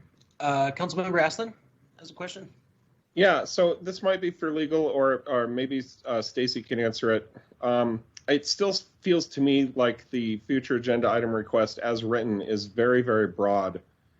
And I'm wondering how we proceed. If we're going to recommend going forward on a more, like I said, surgical approach to look for solutions for this more specific type of issue, or if we're really going to leave this as wide open as the agenda item suggests. Do we need to negate the agenda item and do a new one like we did a couple weeks ago? Or how should we approach this if we want to move forward on something related to our service providing community, but not leave it wide open? Yeah, thank you for the question, Councilmember Aslan. As I read the fair item, I don't think it's very broad, and I do want to point out it's agendized as a discussion item, not a specific item to adopt or ordinance to adopt. I think what Councilmember Salas is asking for is very reasonable. She wants a discussion on the exemptions and how they're applied under our tax code. I personally think that's fine how it's currently drafted, knowing it's a discussion item. Okay. Well, for my part, I support moving it forward. Thank you, Councilmember Aslan. I also do support moving this forward. I think it's an important discussion. Any other further comment, Council? I support it as well. All right. Thank you, Vice Mayor. Councilmember Sweet, and then Councilmember McCarthy. And I support it as well. Thank you. Move it forward. Excellent. All right. Well, I think we got some clear direction on that one. So thank you, Councilmember Salas, for bringing this to our attention. And thank you, Ms. Attridge. Definitely worth it, as we've seen, worthy of discussion. So that brings us down to agenda item number 14, which is our city manager report. City manager, take it away. Thank you, Mr. Mayor. Thank you, Council. The report this time was not real long. Some updates from our fire department with a couple of responses that were successfully handled and some training. A update from our human resources department. I included in that a quick update with respect to our budget team and what's coming before you on April 22nd and 23rd. That agenda will be formulated in the weeks ahead. It will be a facilitated discussion, and we will definitely apprise you of everything that's on the agenda and make sure in advance that you're in approval of that agenda. Some updates from our police department as well as public works. And a quick update from risk management. I'm here to answer any questions that you may have on that. I will note appended to this report is the monthly sustainability report, very informative, and I hope you either have found that to be of interest or will find it to be of interest as you read it. And I do have a couple of other items I want to mention, but before I do, I will pause and see if there are any questions. Council, do we have any questions for our city manager regarding our city manager report? Not seeing anything in the chat box. So thank you, Mr. Mayor. A couple of add-ons, if I may. I will be out of the office Wednesday afternoon, returning on Sunday. And in my absence, Heidi Hansen will be the acting city manager. And feel free to reach out to her with any questions that you may have or something, if there's anything that needs immediate follow-up. Otherwise, I'll be checking emails over that time frame as I'm able to, and then I will be back in the saddle on Sunday evening. Apologize in advance for any inconveniences. I believe we will have a COVID update coming to you on the 13th, a rather extensive conversation talking about a number of things. We purposefully set that up to occur well after spring break, so we'll have the benefit of hindsight on any numbers that we want to share with you. And we'll have a couple of talking points framed for your discussion. Please pencil in on your calendar with a formal notice yet to occur, but a joint meeting with your colleagues at the county, the Board of Supervisors, for April 26th. That's a Monday. We purposefully set it up after your week of the retreat because we know that's going to be an exhausting week. It is also the week before the council or the Board of Supervisors retreat. So we are trying to straddle this between budget retreats with the two bodies. So pencil that in, if you will. Mayor and Councilmember Shimoni, a reminder that I think we have our meeting with the Army Corps of Engineers who will be coming to town on April 6th. We will get a notice and agenda out to you. I think you have those on your calendar, but more details to follow. I received a voice message from a citizen with a complaint about train horns. I know this gets discussion every now and then. I know there's a CCR out there, and I know that we included in our capital improvements update. I went to return that phone message to the individual, and I am ashamed to say that I inadvertently deleted the message before I returned it. If anybody out there in the community is listening who might be the individual who advanced that phone message, please try me again. If anybody else on council has information on this, I just feel terrible that I'm not responding to a citizen request for a response. It was totally accidental on my part. Lastly, this one falls in the category of a recently developing matter. I am going to introduce it. I don't want to get the attorneys nervous. I will not invite discussion on this, but I would like to get some direction from council. The topic is FEMA funding to reimburse for expenditures incurred with the housing of our unsheltered during COVID, utilizing hotel space, and this was specifically being utilized by Flagstaff Shelter Services for to help with COVID patients or those who were experiencing symptoms. Long story short, the city was a financial partner in this, as was the county. The county was a significant partner. The county, to my knowledge, has not yet received reimbursement from FEMA on monies expended, and we, the city, have been advocating for those reimbursements to occur. In fact, I believe it is within the council's legislative priorities, and we have been doing that. This is not the county. This is our nonprofit, the shelter. They were advised this morning that the FEMA reimbursement they are seeking will not be provided because of a administrative policy that was put into place in September of last year, and that evidently thwarted their ability to receive reimbursement. They are appealing that. The appeal is, I think, being supported by some of our congressional delegates. My quick question for the council is, would the city like to weigh in on this and at least cast support for the overturning of that decision upon appeal? I'm looking for direction. If I can get that, if Kevin Finsel's okay with that, we will make this transparent on a future agenda item as a consent item if that is the case. Just looking for a nod of the heads. Yes, on my part.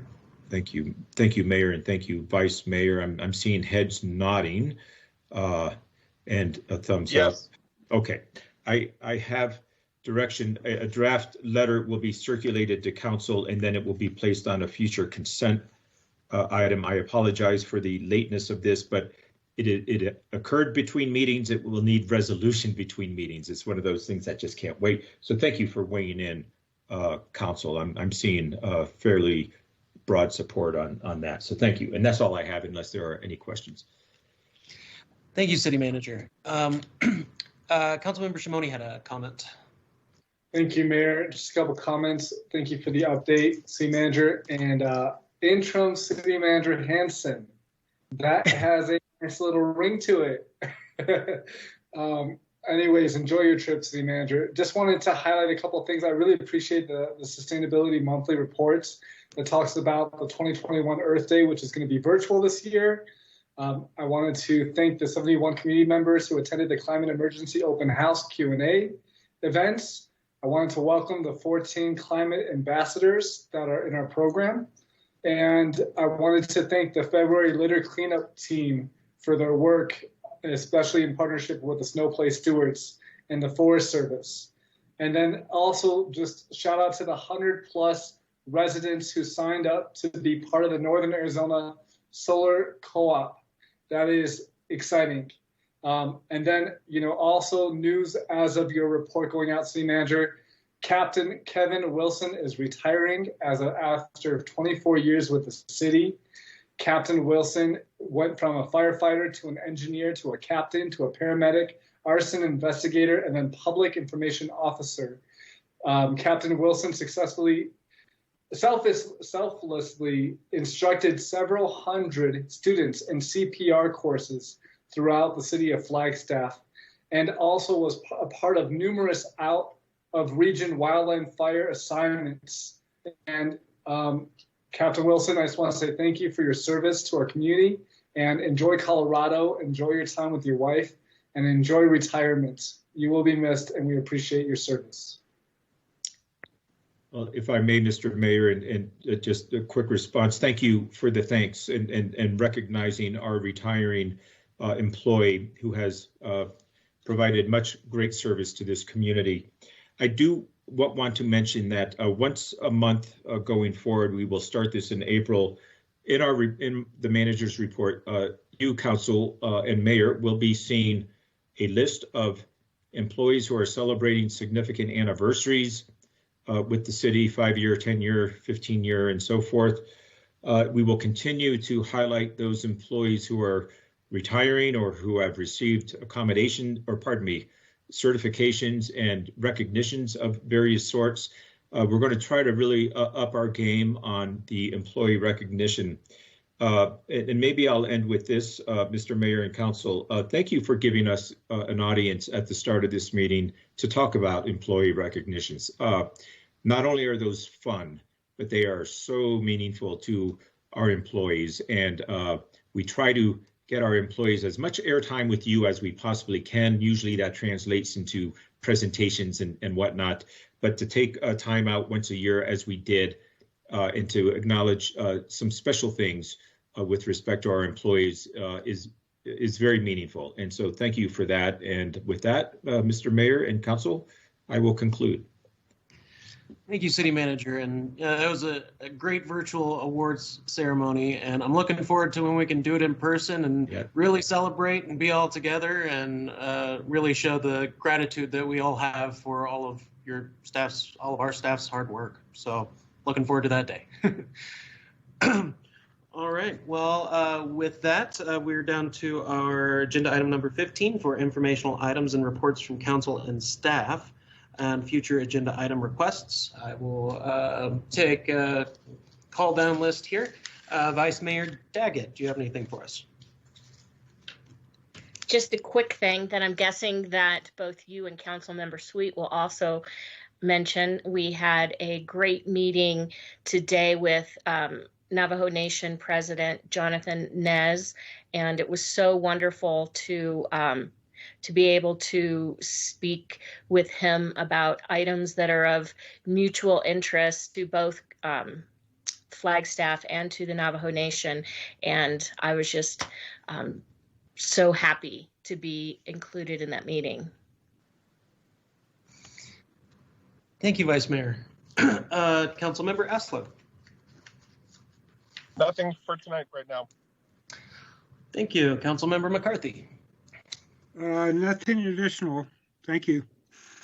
Thank you. Councilmember Salas. Thank you, Mr. Mayor.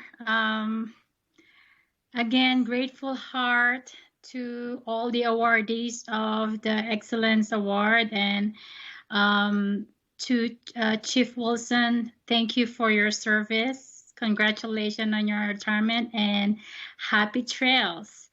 I have a couple of fair requests. The first one is a discussion for council to strengthen existing city programs related to business services by creating a business one-stop shop. The acronym is BOSS, including but not limited to a business one-stop shop, BOSS, online portal, and a business one-stop shop service desk at the City Hall for business resources and services from startups to business expansions.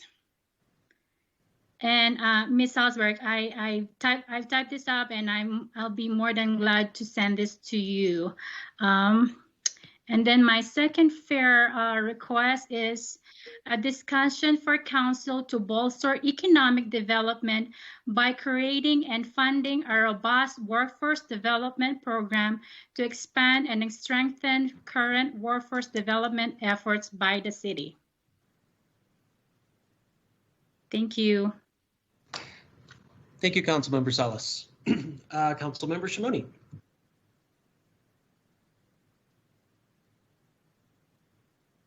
Thank you, Mayor. I just wanted to thank, okay, hold on one second, I'm just writing down something.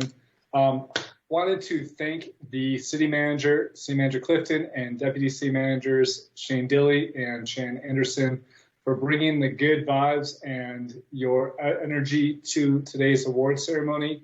I thought that was an excellent award ceremony that was just so positive and supportive of our Flagstaff team, and really uplifted our employees in a way that I think felt genuine and was genuine and was appreciated by all. So well done in this virtual world. I think y'all did a great job, and congratulations to the Oak, Aspen, and Ponderosa award winners, with a special highlight on Katie Brandis, our Ponderosa award winner. I just wanted to add, Mayor, that the Mexican consulate event is being planned hesitantly, I believe it is, for May 5th, a smaller event that is, and then with a larger event in the pipeline for a later date when it's more appropriate. So I just wanted to plant that seed with the council and with the public and let them know that this is something that's being discussed and planned for. And I look forward to future conversations as to how the city will partner with the consulate to bring those great, important resources to our community. Thank you, Mayor, and thank you, Council. Great meeting today, and have a good night. Thank you, Councilmember Shimoni. Councilmember Sweet. Nothing else for tonight. Thank you. So, well, yeah, I was going to bring up, but Vice Mayor beat me to the punch, but we did have an extremely good meeting with President Nez, and got me very excited about our collaborative opportunities and all the things that we can do now that we have eventually more resources with the money coming in from the American Rescue Plan and other things that a lot of areas of cooperation, and I'm excited about that. Aside from that, I'm pretty well done, but I just needed to tell you a dad joke though, because I don't want Councilmember Aslan to get all the credit for dad jokes around here. So what do you call a cow with a twitch? And it's to from, so you can't actually answer it. I get to answer it. Beef jerky. All right. With that, I think we're done for the night. So thank you all. Great meeting, very efficient. I appreciate it. And Agenda 16, we are adjourned. Thank you.